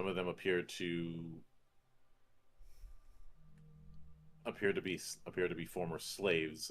Others appear, but a lot of them appear to be Rowry. Ah. There's quite a few. There's quite a few of them, and they're trying to burst in and make a pincer towards the governor proper. Oh, How's the God governor reacting? damn it. He's panicking and demanding someone to protect him because two of the squads that are assaulting were coming in from the front, and two more from the gardens within the governor's building. Any guards? It looks like there are more outside who are keeping the guards occupied. Hmm. Carlo is going to stand protectively in front of the honored dead, he called himself. Was that what it was?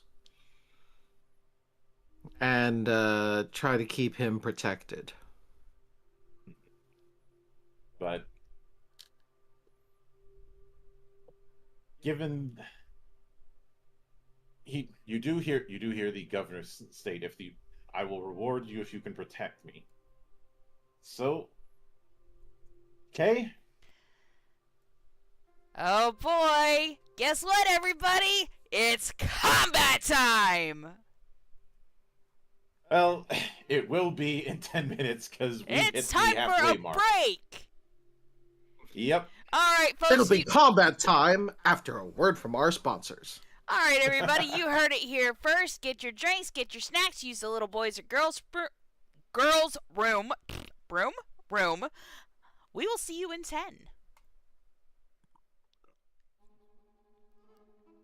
What the fuck? There it goes. Alright, freaking OBS is pissing me off. I actually have to click the videos to get them going when they're supposed to start playing automatically. Even though I've got that setting, well, selected.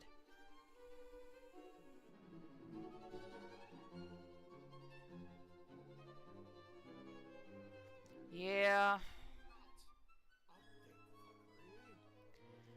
Alright. Oh. Oh, there we go. Alright, I am going to be right back. I've got to use the little girl's room.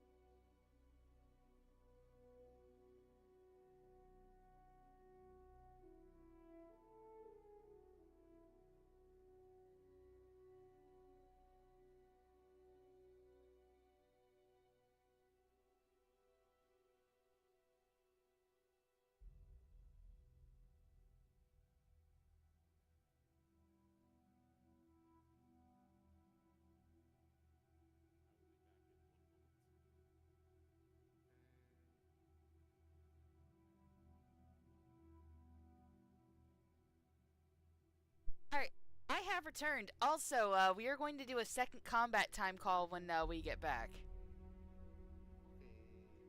Well, no, brace yourself. John's going to make the combat call. Nice.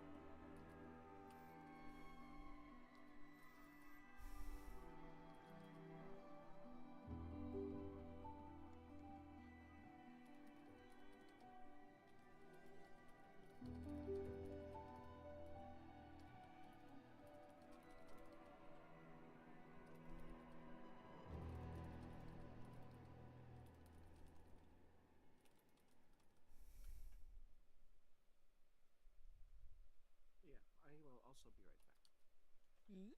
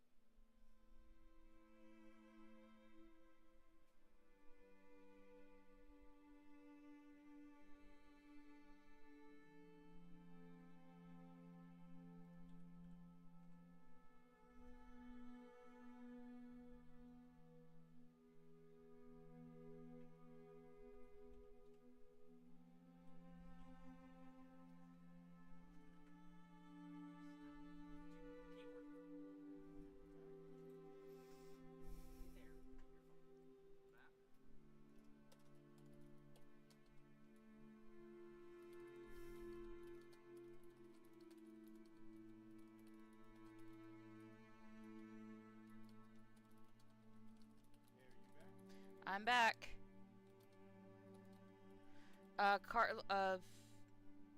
Joe, I believe, stepped off to grab something really quick.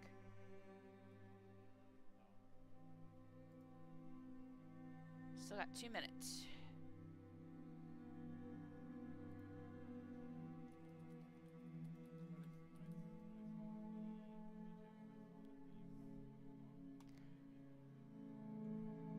Yeah. No, I actually started chuckling when I saw it. Because I had a feeling the only reason you took that was because it was a monk.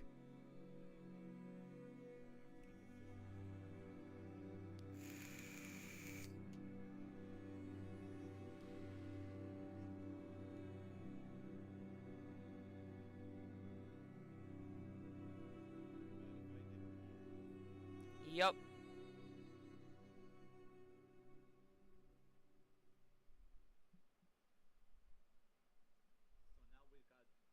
got a monk, a ranger,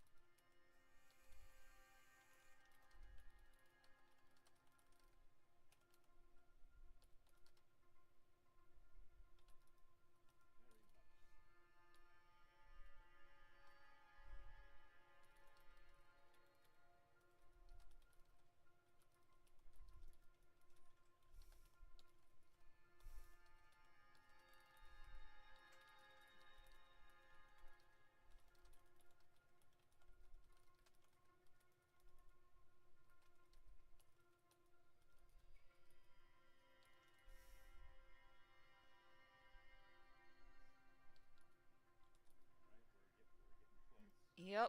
All right. And 3, 2, 1. And we are back, ladies and gentlemen. All right. So, we're actually going to do a quick recall on that combat time call.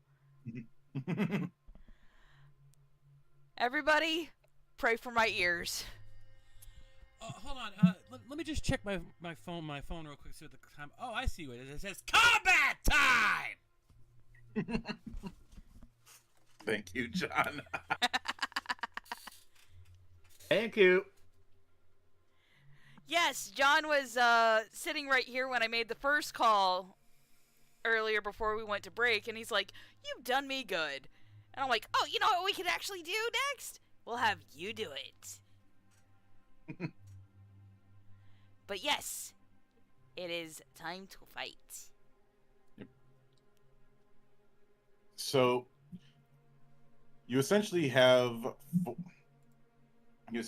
here four brute squads. So what I am going now, because of the fact that 7th Sea doesn't really do a mapping setup, this is more to track how many wounds each one has taken. So I'm just gonna write it as BS, because it's BS, and make sure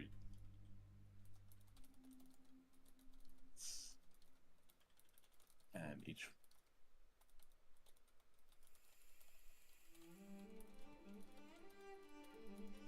Let's make sure that you can see that. And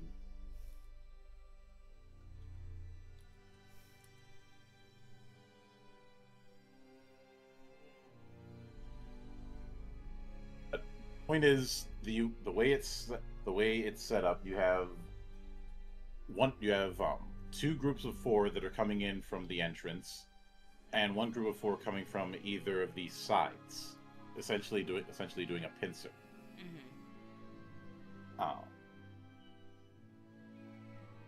Each of them have a strength rating of 5, so that's what they're going to be rolling when it comes time to actually doing the dice roll. So going from top to bottom, Carlo, I think you said you were protecting Atik.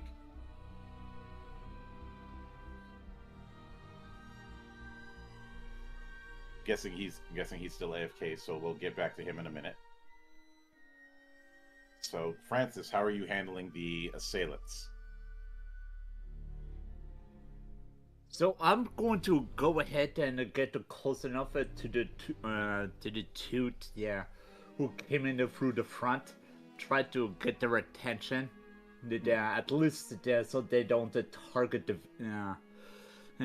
the governor. Mm-hmm.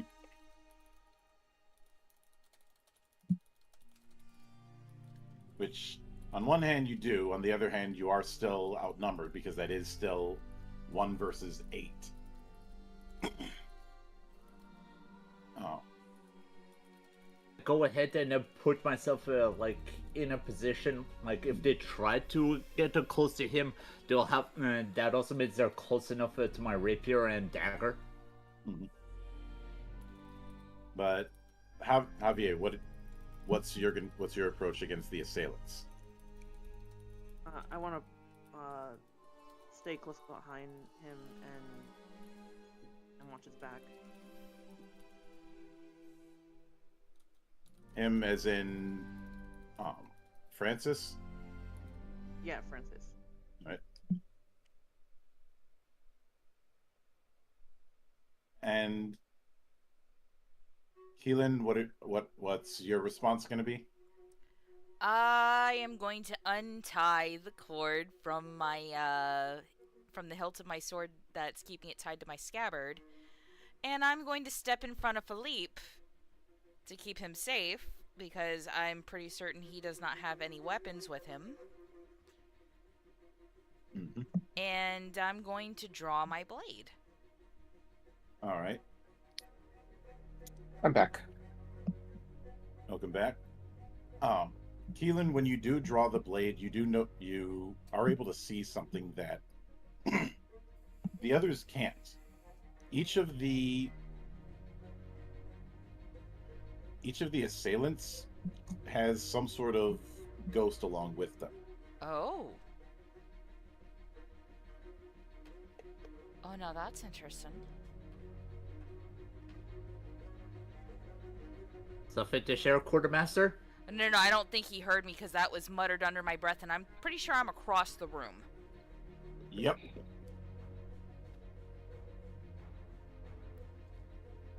I, look at the gown, smirk, and, look to Philippe. Do me a favor and unlace my corset if you would.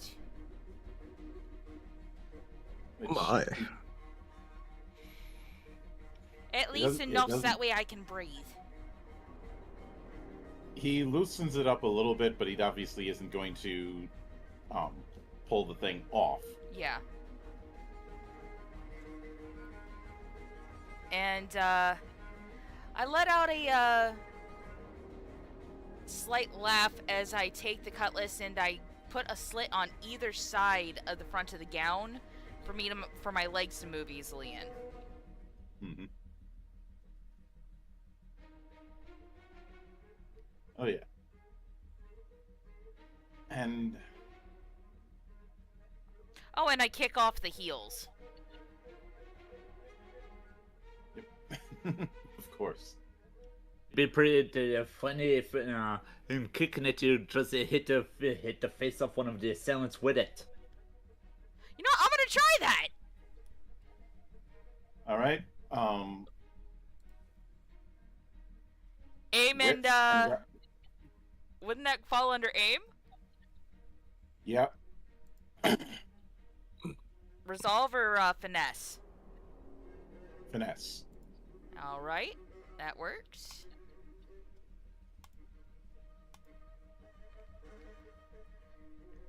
Four raises. All right. So I need to get 4 raises. Actually, can I re-roll that 3? Never mind. Yep. No need. Let's see. One of them. -1 because that counts as a raise hit. So you did manage to get one. Well, that was just On the one hand, first you shoe. got- Yeah. That I'm counting that as both. Damn. Because having you do 2 damage with only one raise would be a bit excessive. Plus, the numbers are a bit of an abstraction.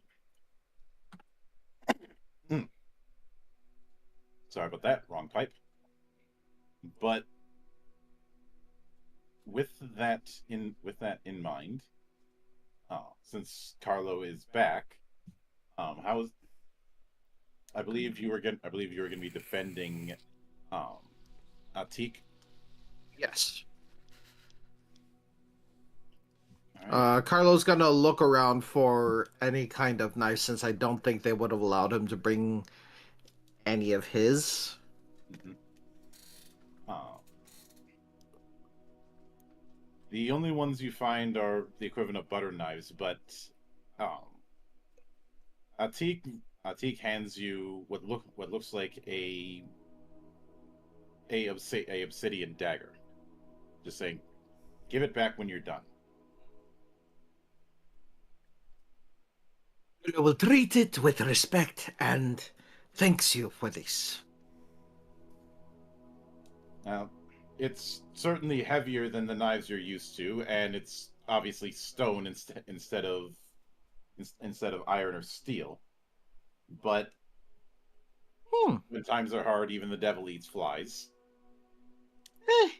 It's not as bad as the time Carlo had to swing around a pan, but still, it's useful.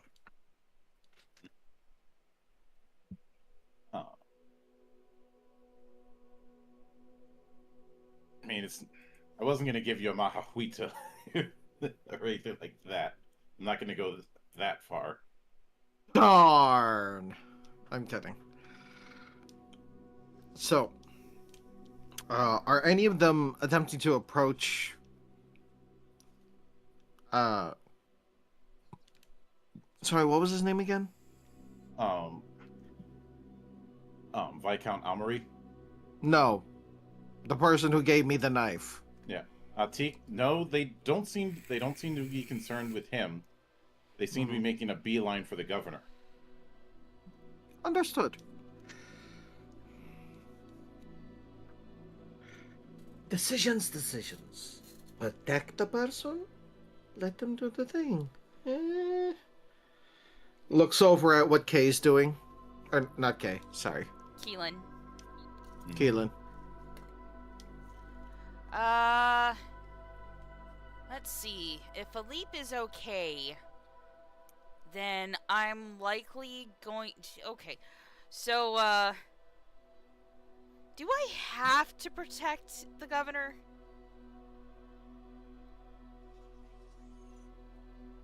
What has he really done for us?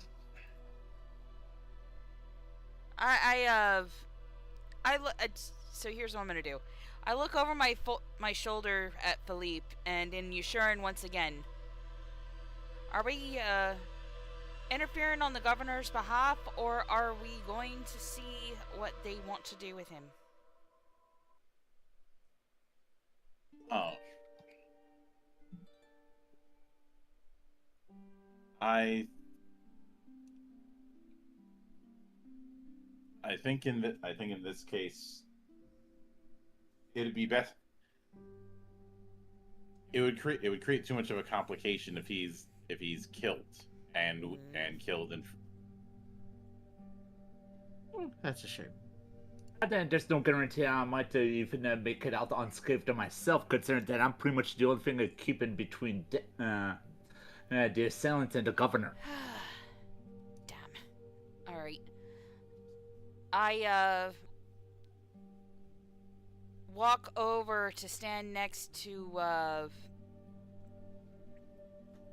Francis, and I, set myself in a ready position with my blade held high, or my blade held in front of me.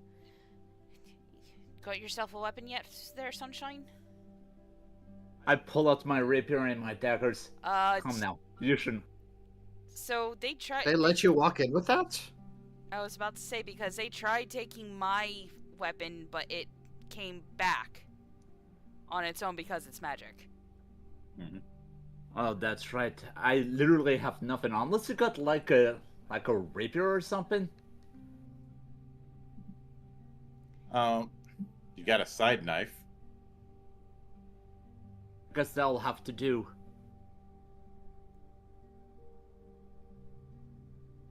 Listen, as long as you don't tell your regular knife, you're fine. The assailants themselves seem to be armed with clubs. All right. So, on the plus side, neither of you are heavily armed. Just question, because I can see these spirits tagging around the assailants, would I be able to make a roll to figure out what it is? You would. Or if I can talk to them? Or talk to these spirits? You can't do that. You can just see them. Damn, okay. And it's likely the only reason you're able to see them is because of the sword. Yeah.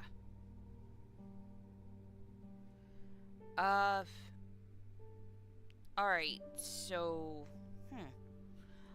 Here's another question. If I try to attack one of these spirits with the sword, and not the person of... that the spirit's hovering by, what would I roll for that? That'd still be finesse and weaponry. Alright. I'm gonna make that roll, and I'm going to aim for the spirit itself, not the person.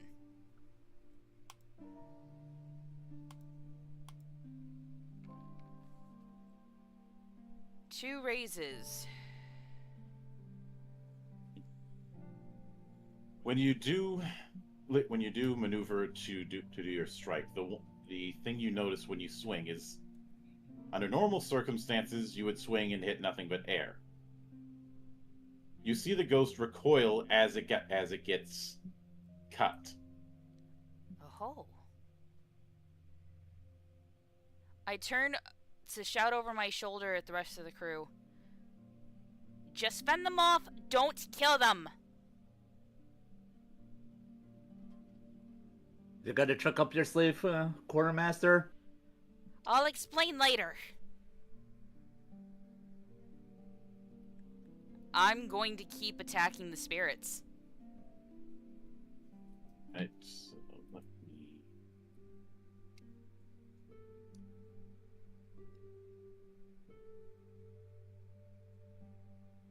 I get that. So, with that in mind, I'm going to make a roll for the squads.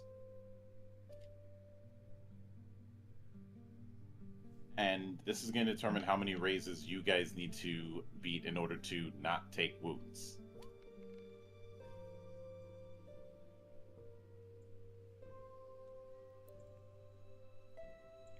Okay.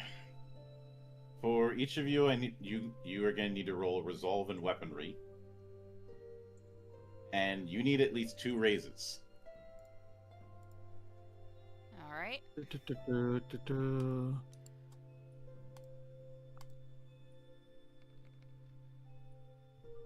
Two raises. Resolve and weaponry, was it? Yep. Yeah, 5 raises. Uh-oh. Do I get anything special for 4 stars, by the way? Or for 4 dots in weaponry? Let me. I think at 4 stars you can do the rule of 15. Let me double check so I'm not talking out of my ass.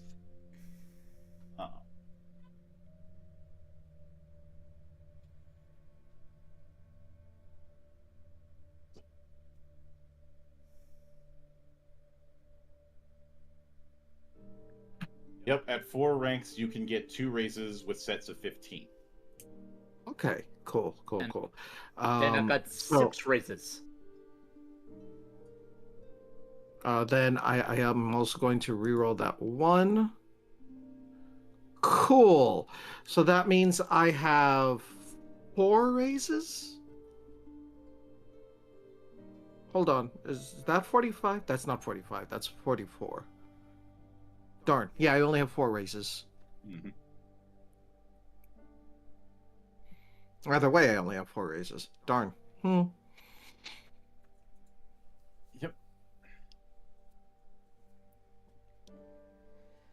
Where is Kosi's character in all of this? I think she's using me as a mid shield. Fair enough. Yeah, today's not my day.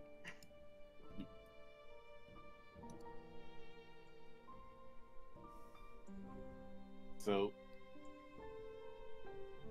let's see, Carlo passed. Kosi, you ended up in the out of position, so you end up taking 1 wound.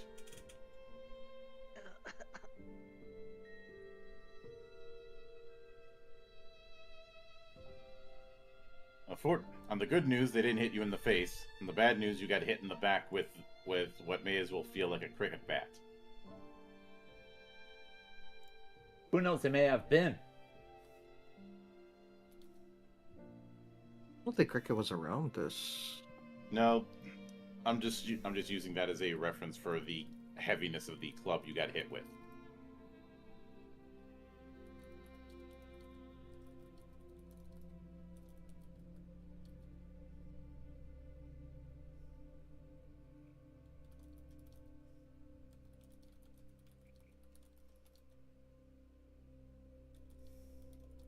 but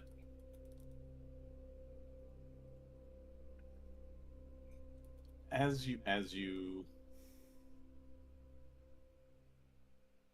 as you as the thing goes on, let me see. So yeah, everyone participating already rolled, and only one of you took a hit. So it's your turn for a response. So how are you going to respond to the assailants?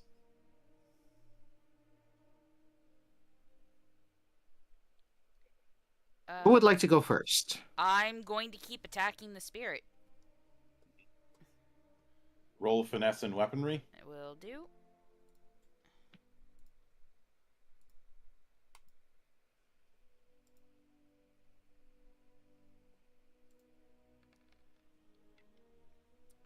Two raises. Right, that's it. So one of the squads is taken down. What happens to the men after the spirit has been, well, released? Faint. All right. I look over my shoulder again. I reiterate, don't kill them. They're possessed. Does Mr. Honored Dead respond to that at all? This is not possessed, symbiotic. Ah, so this is something that they are doing to themselves. All right, close enough in my estimation.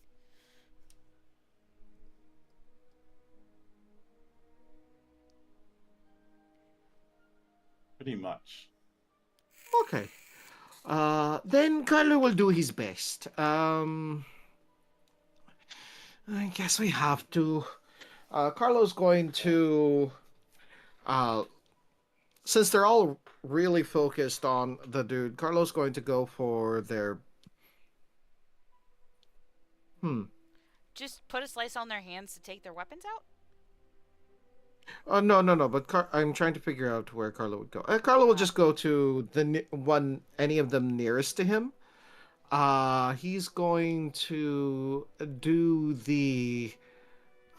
What is this thing called again? The Boucher step?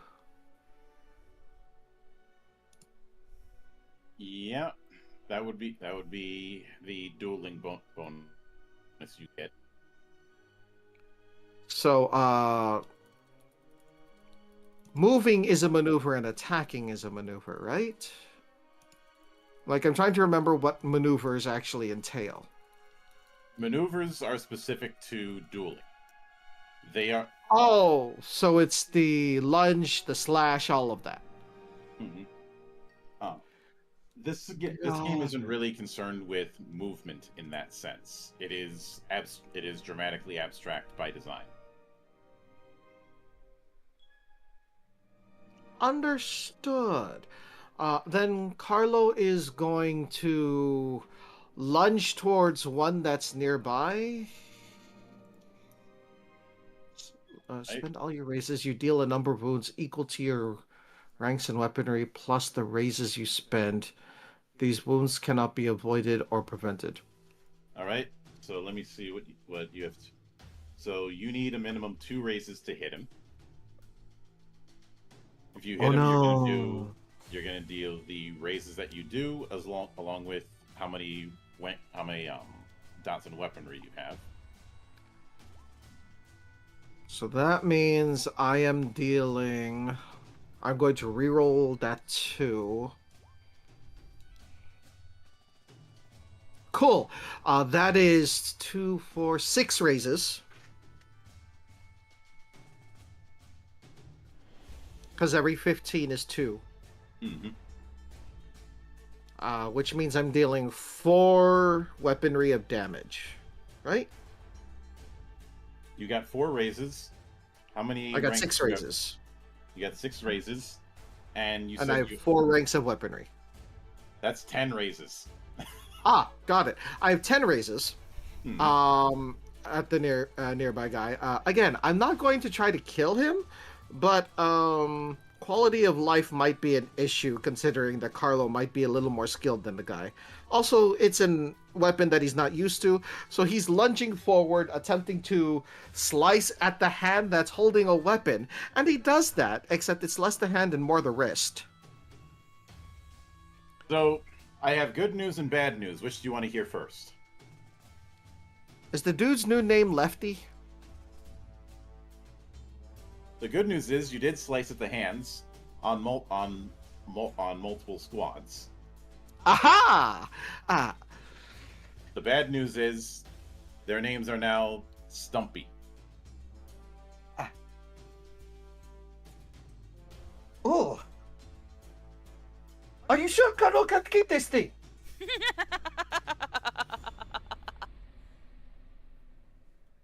Normally, it's not supposed to cut. It's supposed to be able to cut that deep, but are you familiar with the phrase "even a brick can fly if you throw it hard enough"? Also, Carlo has one more technique.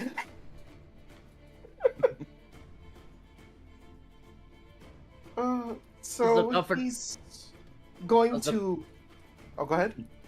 How's the governor reacted to seeing all those hands and blood all over his nice clean floors? About how you'd expect a nobleman to react to seeing that level of violence, especially with such a barbaric-looking tool. So Raising hands, hallelujah. the big takeaway is Carlos showing that he is far more agile than his build might make him appear. For my second dueling action, thanks to Bush Air Step, I'm going to just parry. All right, so roll wits and weaponry. Wits and weaponry, understood.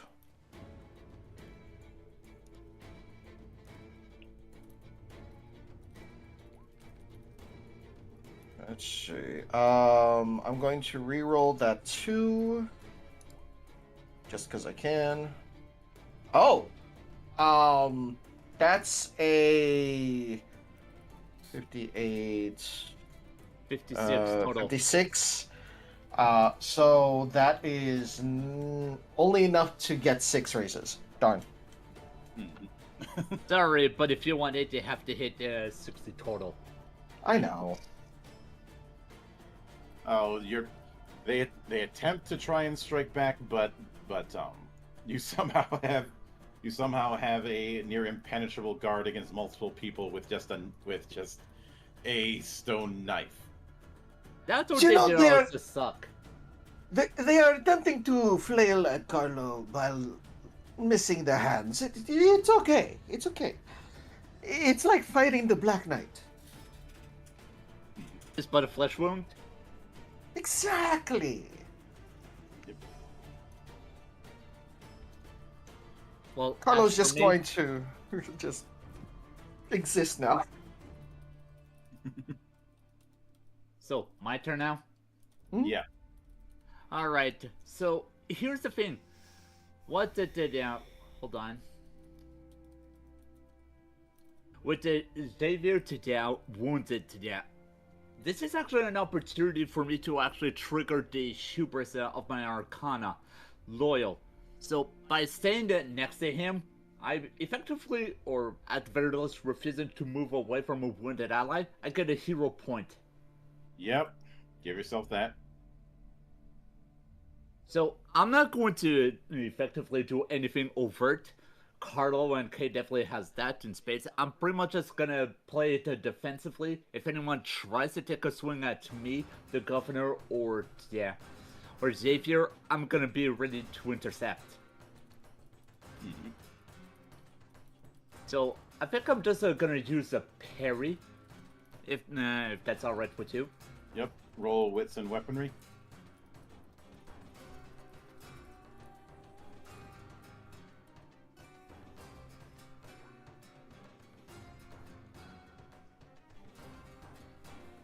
And you know what? That's 6 successes.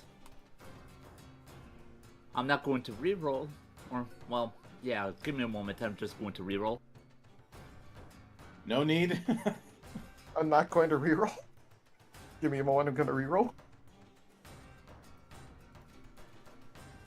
Only 2 raises, which isn't enough.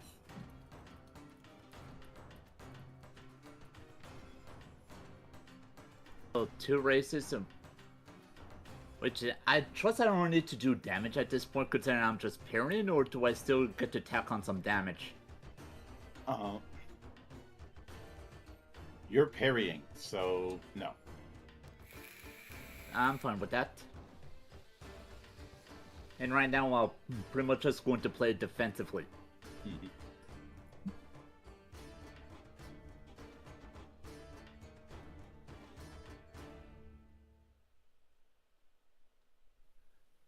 Governor, if you value if you value your skin, do not leave my side. I'll be able to protect you while everyone else takes care of things.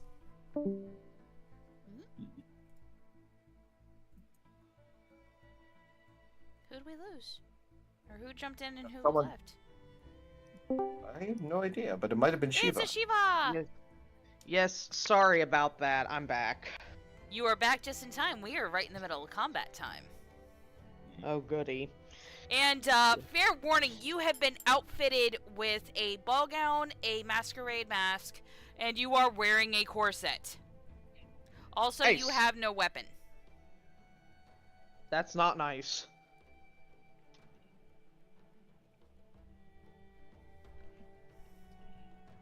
It's Yes. okay to quote Bruce Lee, my fists are weapons.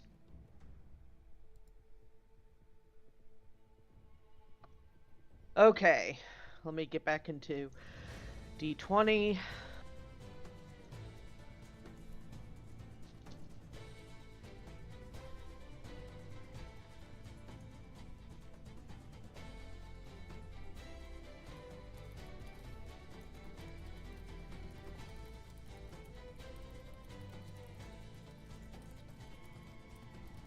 Okie dokie. How do I get hero points again?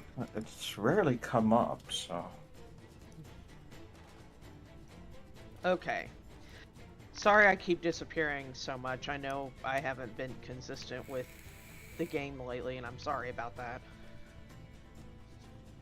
Last week was because of your health. So, there's no fault to be had there. Oh yeah. Anyway. Alrighty. So who are we fighting? Natives. And former slaves. Who may or may not be possessed. Who have Oh. willingly allowed themselves to be possessed. Okay. Now, So who's- also really quick, if you do pick up anything to fight with, do not aim to kill. No, I'm gonna use. Keelan's, No, I'm gonna use. Sorry, go ahead. Keelan can see, because of Keelan's magic sword.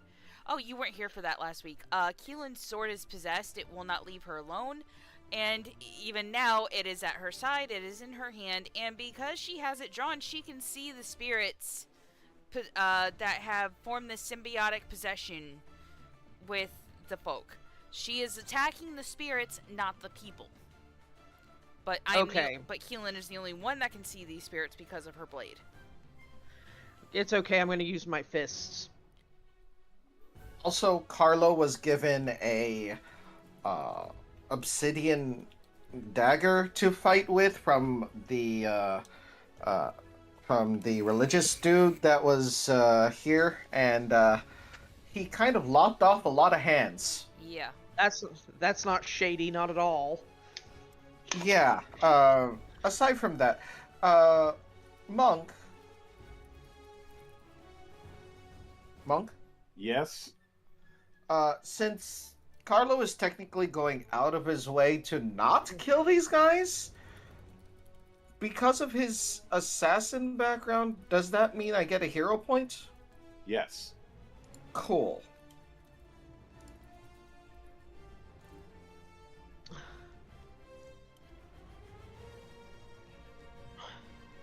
So, with them attempting a attempting a bit of retaliation. Let me roll strength again. I'm not even gonna have you roll for that because there's no way any of you are gonna be rolling finesse and weaponry and not get at least one raise. These guys suck. Yeah, Xavier's pretty much the only one. Can I But- roll to punch one of them, Monk? You're taking a -2. To Why? the roll? Because Why am I- fisticuffs isn't something you're particularly used to. You're more. I of a have weapon 2 fighter. points in brawl and 3 in brawn. Oh. There's also the fact that you're still your movement is still restricted by wearing a damn dress. Force it. Oh, okay, I will accept that. Okay, are these villagers or whatever carrying any weapons? I think they got a bunch of clubs, heavy ones. Except Yeah. the ones Okay. that have lost their hands. Okay, well, one of the ones that is still holding a club, can I attempt to disarm him? Yeah, you're still taking the penalty though. That's fine. Actually, technically, wouldn't there be a bunch of clubs on the floor because I disarmed a number of them?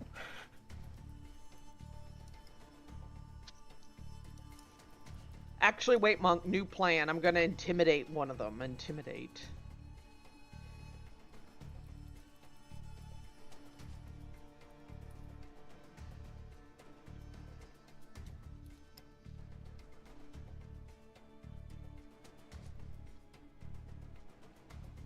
What do you want me to roll? Resolve and Resolve and intimidate? yeah. Okay.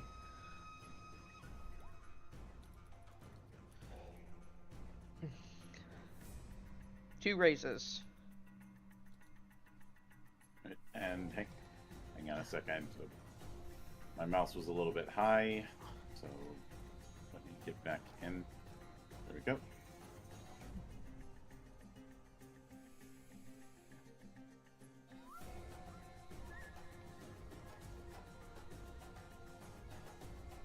Oh! Wow. They are not intimidated. Damn. Well, that didn't work. Actually, today, considering you got free and intimidate, you could probably reroll one of your ones. See if you could raise it to 230 now. Fair enough.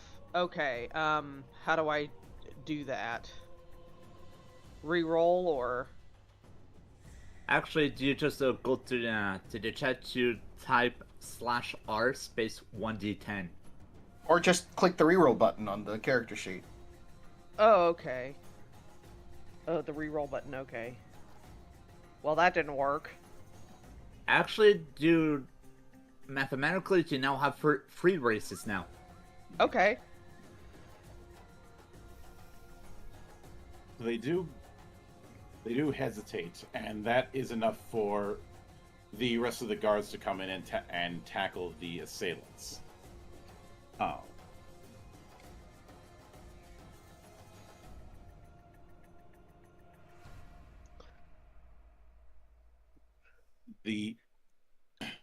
In the aftermath, several of them are cuffed and jailed. Some of them are ankle cuffed because they have no hands.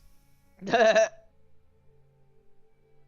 was really sorry about that. He was trying to disarm, which, it did work.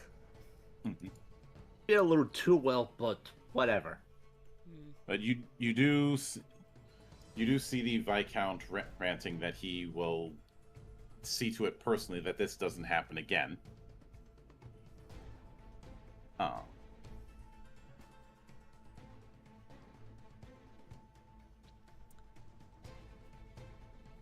The real question is, why did it happen the first time?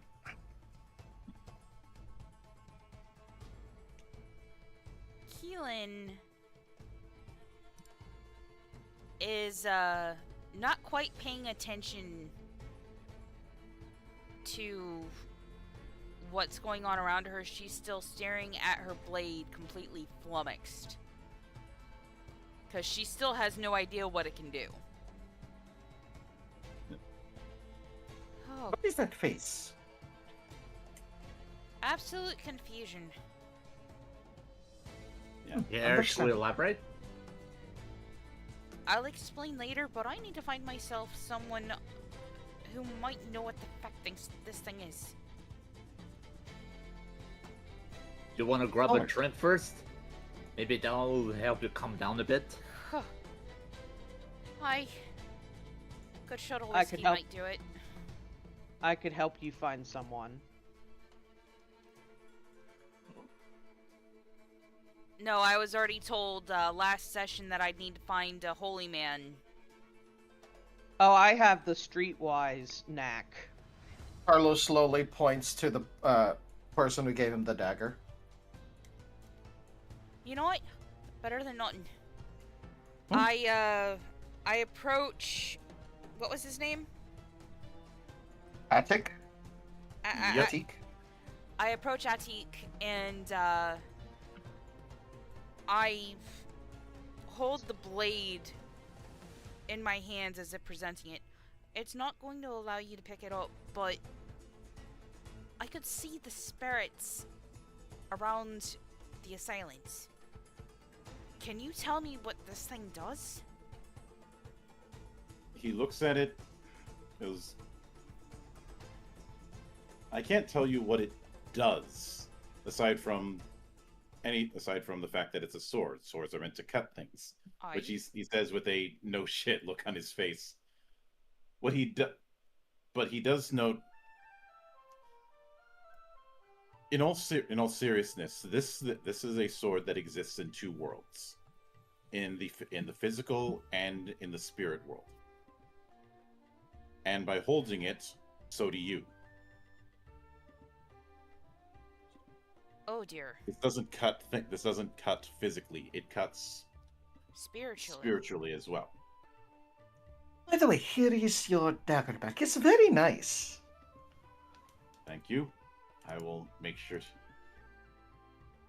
You know, after all this fiasco, is it too safe to say that we pretty much got our normal weapons back? Probably You not do till when we you- leave. Yep.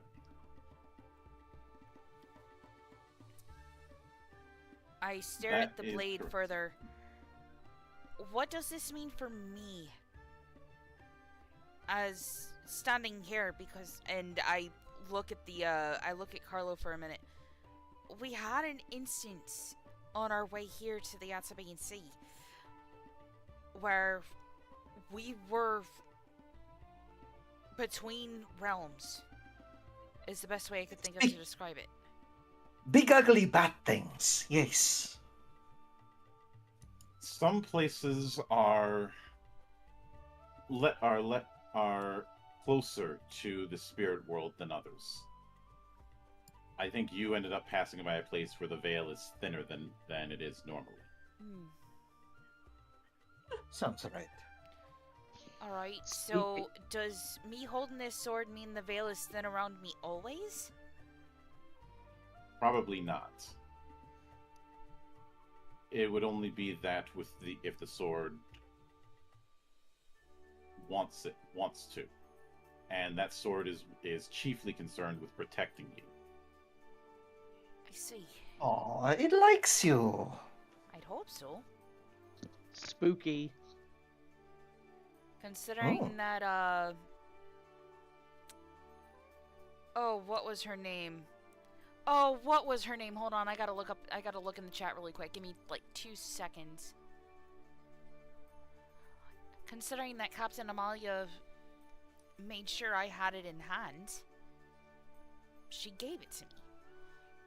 And, for the record, Captain Amalia was the, ghost of a, pirate ship whose treasure trove we found, whose spirits we helped release,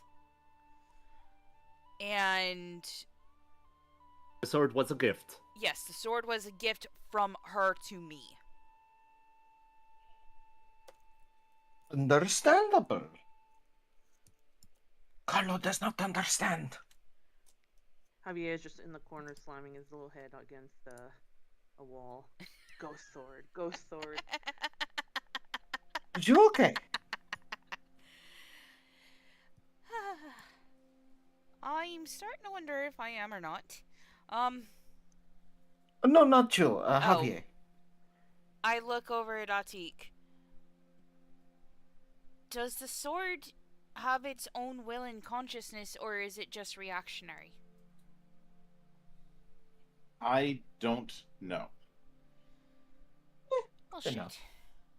May need someone who probably understands the finer nuances better, like not a priest, but like a bishop or something.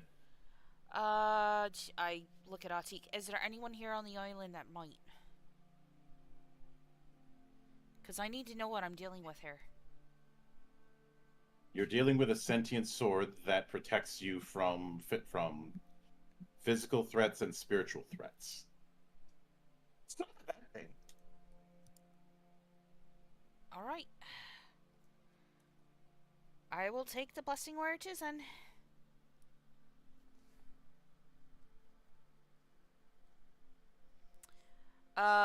Okay, so here's another question. Is, our governor there going to be approaching me about said sword and what I was doing? All he sees is just a fancy looking sword. And that is probably more concerned than not peeing his pants over at the sight of all the hands and blood. We are also owed some kind of what's the word again? Reward? Compensation. Reward? Yes. That's the word. Compensation. I understand that you're here for repairs. Instead of sleeping in an inn, you, if you so wish, may spend the evening as my guests. It is the least I can do.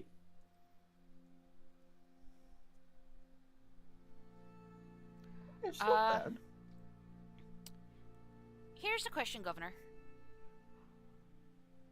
I am trying to make sure that our ship's stores are squared away in regards to general supplies and groceries. Is there any sort of discount we can get for trade? Send my quartermaster a list of what you need. He will provide. Understood. Thank you, Governor. Carlo, come on. We got a list to make. Captain? If only Carlo had his bag with him. He already had one. Out of All right, character, then I Carlo, come prepared. Carlo, come Then prepared. I look at Carlo. Then we're heading back to the ship anyway. The rest of y'all can stay here at the manor. I'm gonna go sleep in my rock. Carlo just has one very important question before we go. What's that? Why did this happen?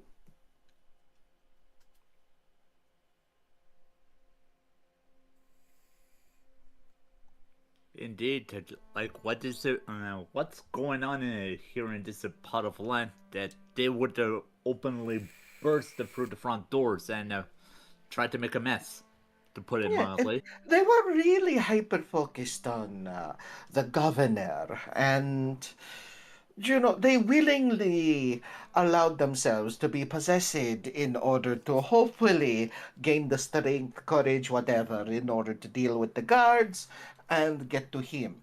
So, Carlo just wants to know.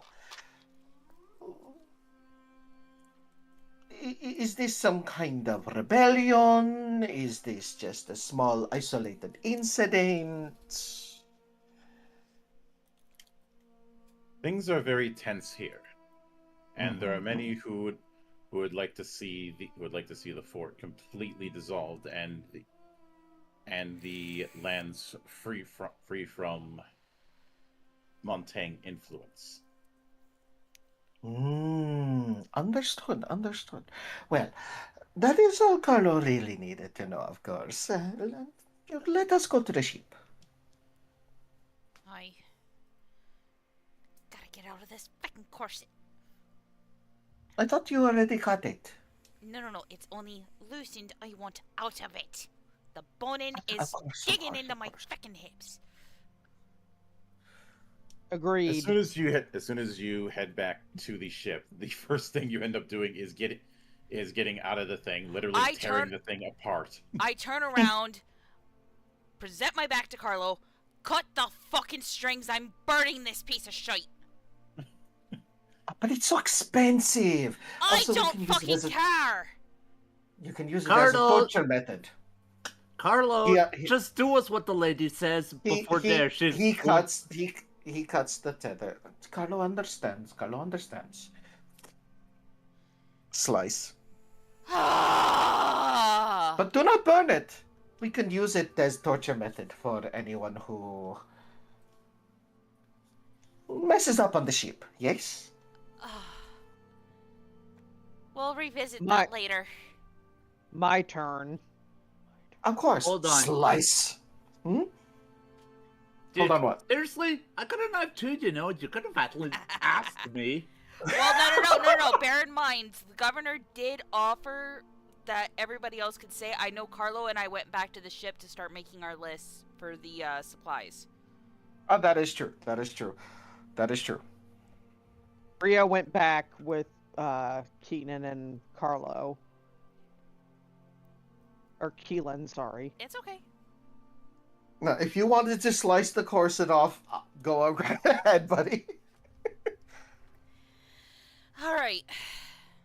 I But think yeah. it's safe to say we're all heading back to the ship at this point.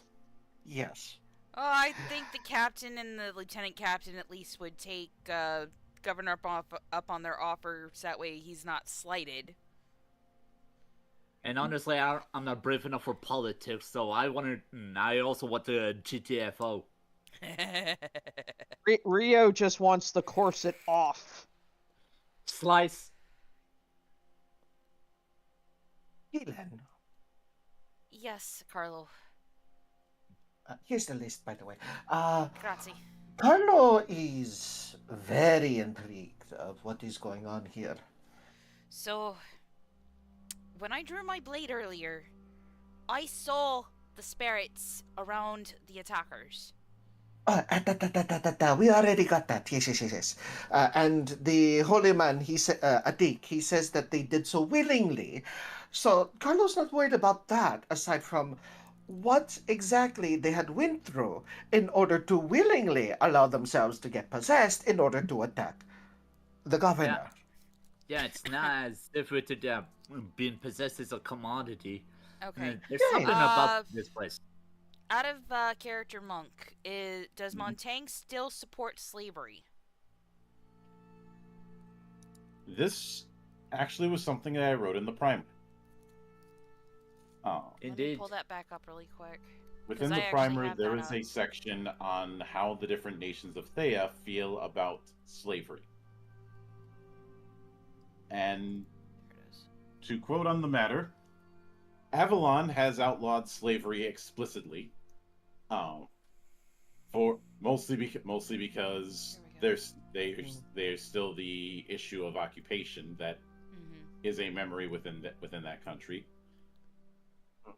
Castile does not mention slavery, but the church prohibits slavery, so there's no need to.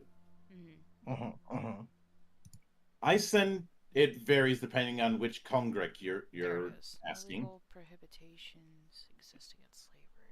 Yeah. At Telltale for Montaigne, there's no prohibition against this slavery. It's a gray area when it comes to Montaigne. Mhm. The clergy in Montaigne was against slavery, but given the state of things, many clerics are going to look the other way and it doesn't exist.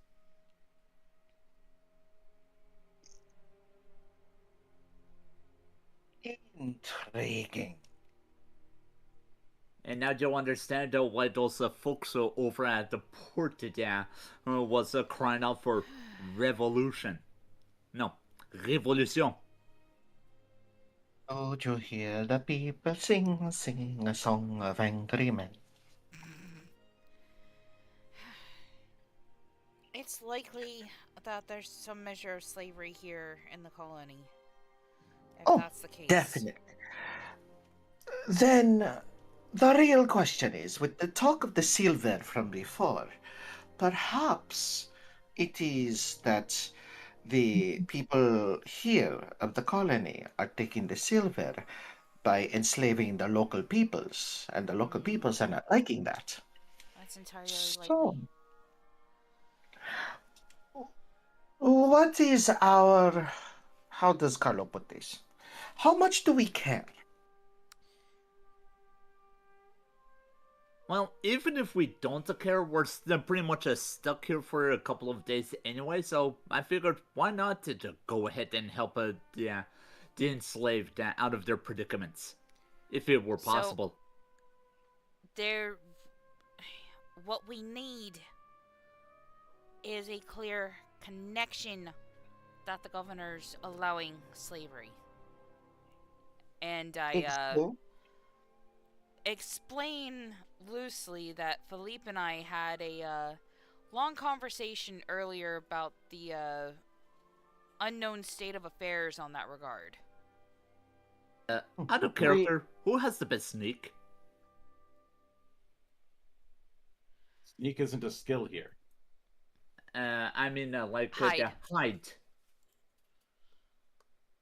I've only got 2 points in hide. Carlo technically only has one. I think I have one. What Damn about it. Javier?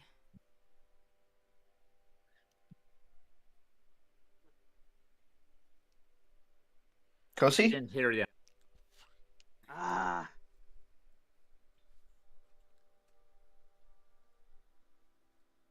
I think I heard that groan of pain, but I did. aside from that, you want hide? I got nothing in it. Oh. got Oh, it. shit, then I've got the best. God damn it. I'll see. Rio, I pipe up. I've got to get this listed to the quartermaster anyway. I will subtly. Wait, hold on. What about my BFF, the one that I won over at the duel before we left?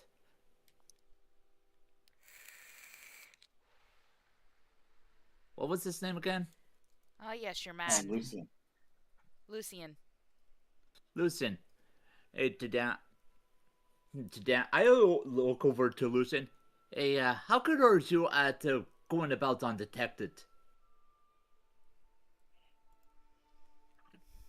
Well, Lucian challenged you Lucian did that duel in public, right in the middle of the road, not even trying to ambush. So that should tell you all you need to know about that front.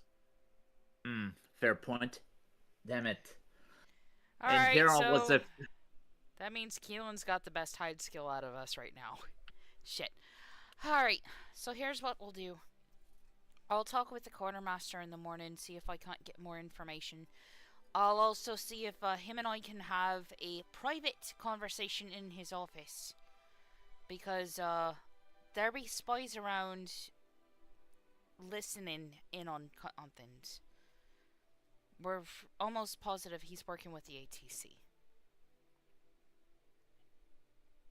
You know, I mean, if you got the goods, yeah, and I put goods in air quotes, who better than to sell them to the DATC? Keep the trade slaves going. Aye. Nonetheless, we'll deal with that in the morning. I suggest you we know, all this get some... could Oh, go ahead. this could also be the reason why they keep on telling the newcomers that the rest of the island is off limits in order to hide their operations, huh?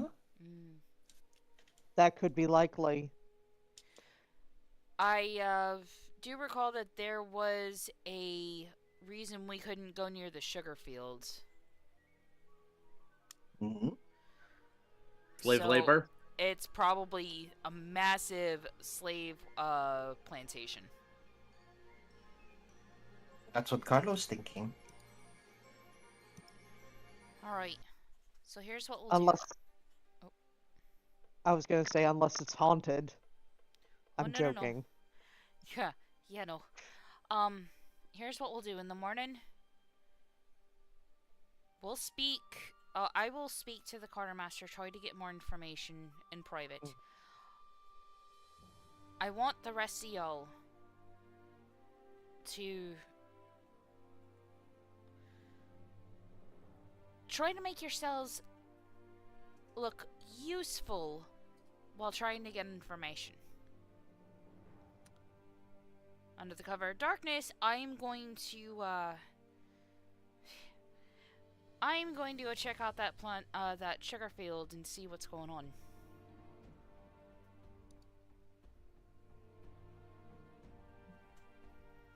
But first, I'm getting the fuck out of this dress. And I storm off to my quarters to go get changed into my pants and my shirt. And into my normal boots. Rio just calmly walks back to her quarters to get out of the dress. I think we could all use a change of clothes right now. After thanking Carlo again for his services.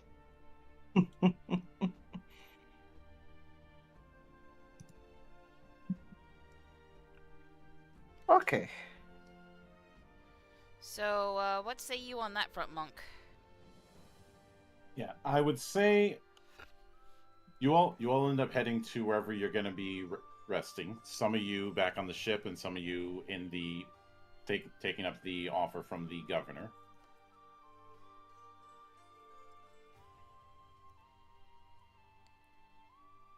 All right. But actually, you know what? No, Keelan, after she gets changed, is actually going to go back to the governor's estate to see if she can't overhear anything on that would be related to any slave trade. And she's also going to want to speak more at length with Philippe, considering both of them are part of the Brothers of the Coast. by the time you get back, the security is right outside the mansion, and they are not letting anyone in. Even though I've been offered by the governor to stay the night if I so choose, I just went to get a change of clothes. You turned them down, is what they say. Yeah, don't try to force your way to them. They may not look it, Alright. but they still technically are, yeah. I give a subtle nod. Can I at least have a word with my captain then? Yeah, the captain's back. Your captain's back at the ship. Ah, shit. Alright, what Is about the there anyone? lieutenant captain? Also back at the ship. Well, fuck. Alright, never mind. I didn't realize that Matilda and Annabelle didn't take the governor up on his offer. Alright then. You gentlemen have yourselves a good night.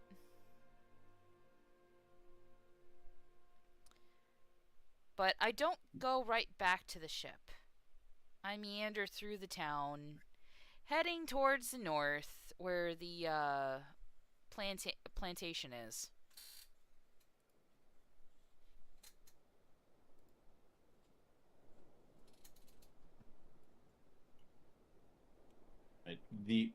The plantation has high security, so it's a case of, especially this late at night, they're not letting anybody get close. It's a lot of security for just a bunch of sugar, and especially at night. Well, I'm pretty sure I went back by myself, unless somebody came with me. But It is a case Keelan, of governor's orders. He demanded that security be tightened everywhere after his little brush with assassination. All right. Keelan is going to keep her. It's going to look like she's just perusing the northern area to see what inns are available, what taverns are there. But she's watching the guards from the corner of her eye, and she's going to slip out of their view unnoticed and she's going to hide. So, would that be wits and hide? Resolve. Shit. Alright. Rolling.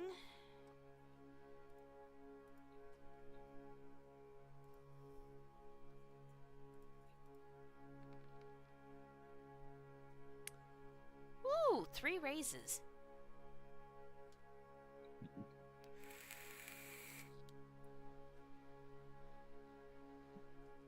You don't find much.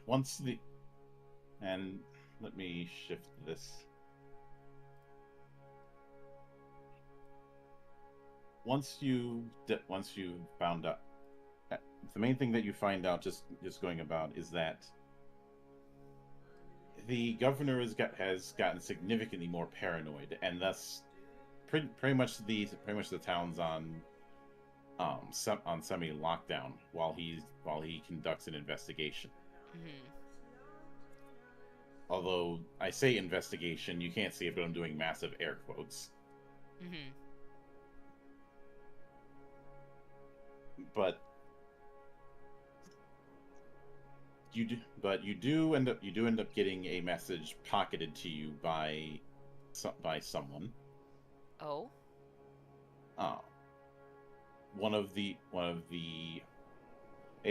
A Brotherhood member passes by you and slips a note into your pocket. Do I feel this, and do I acknowledge it? Yes. Alright. I find a corner near a lamppost, that way I can read this note. Mm-hmm. The note just says 2 words: low profile. Understood.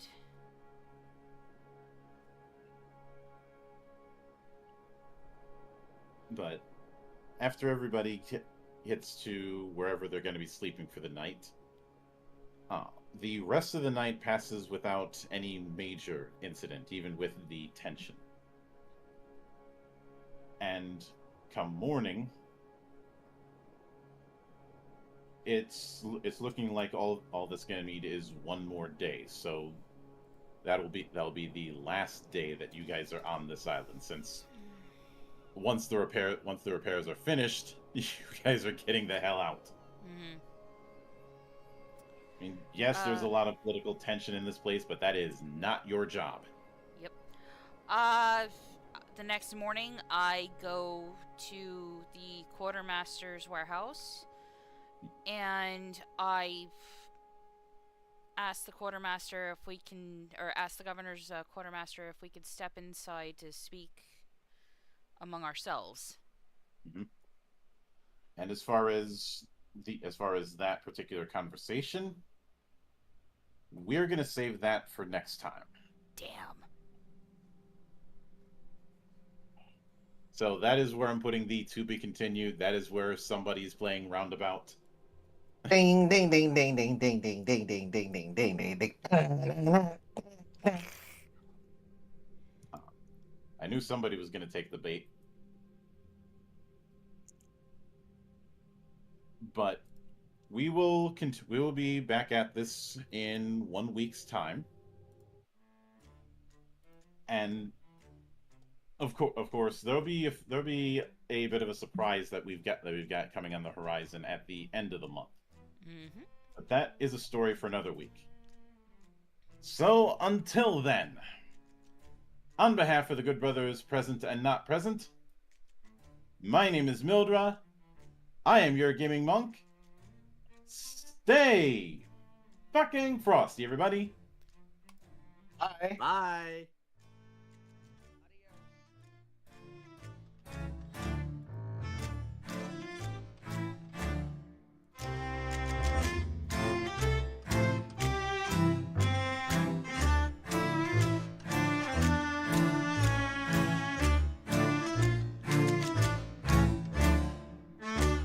Now,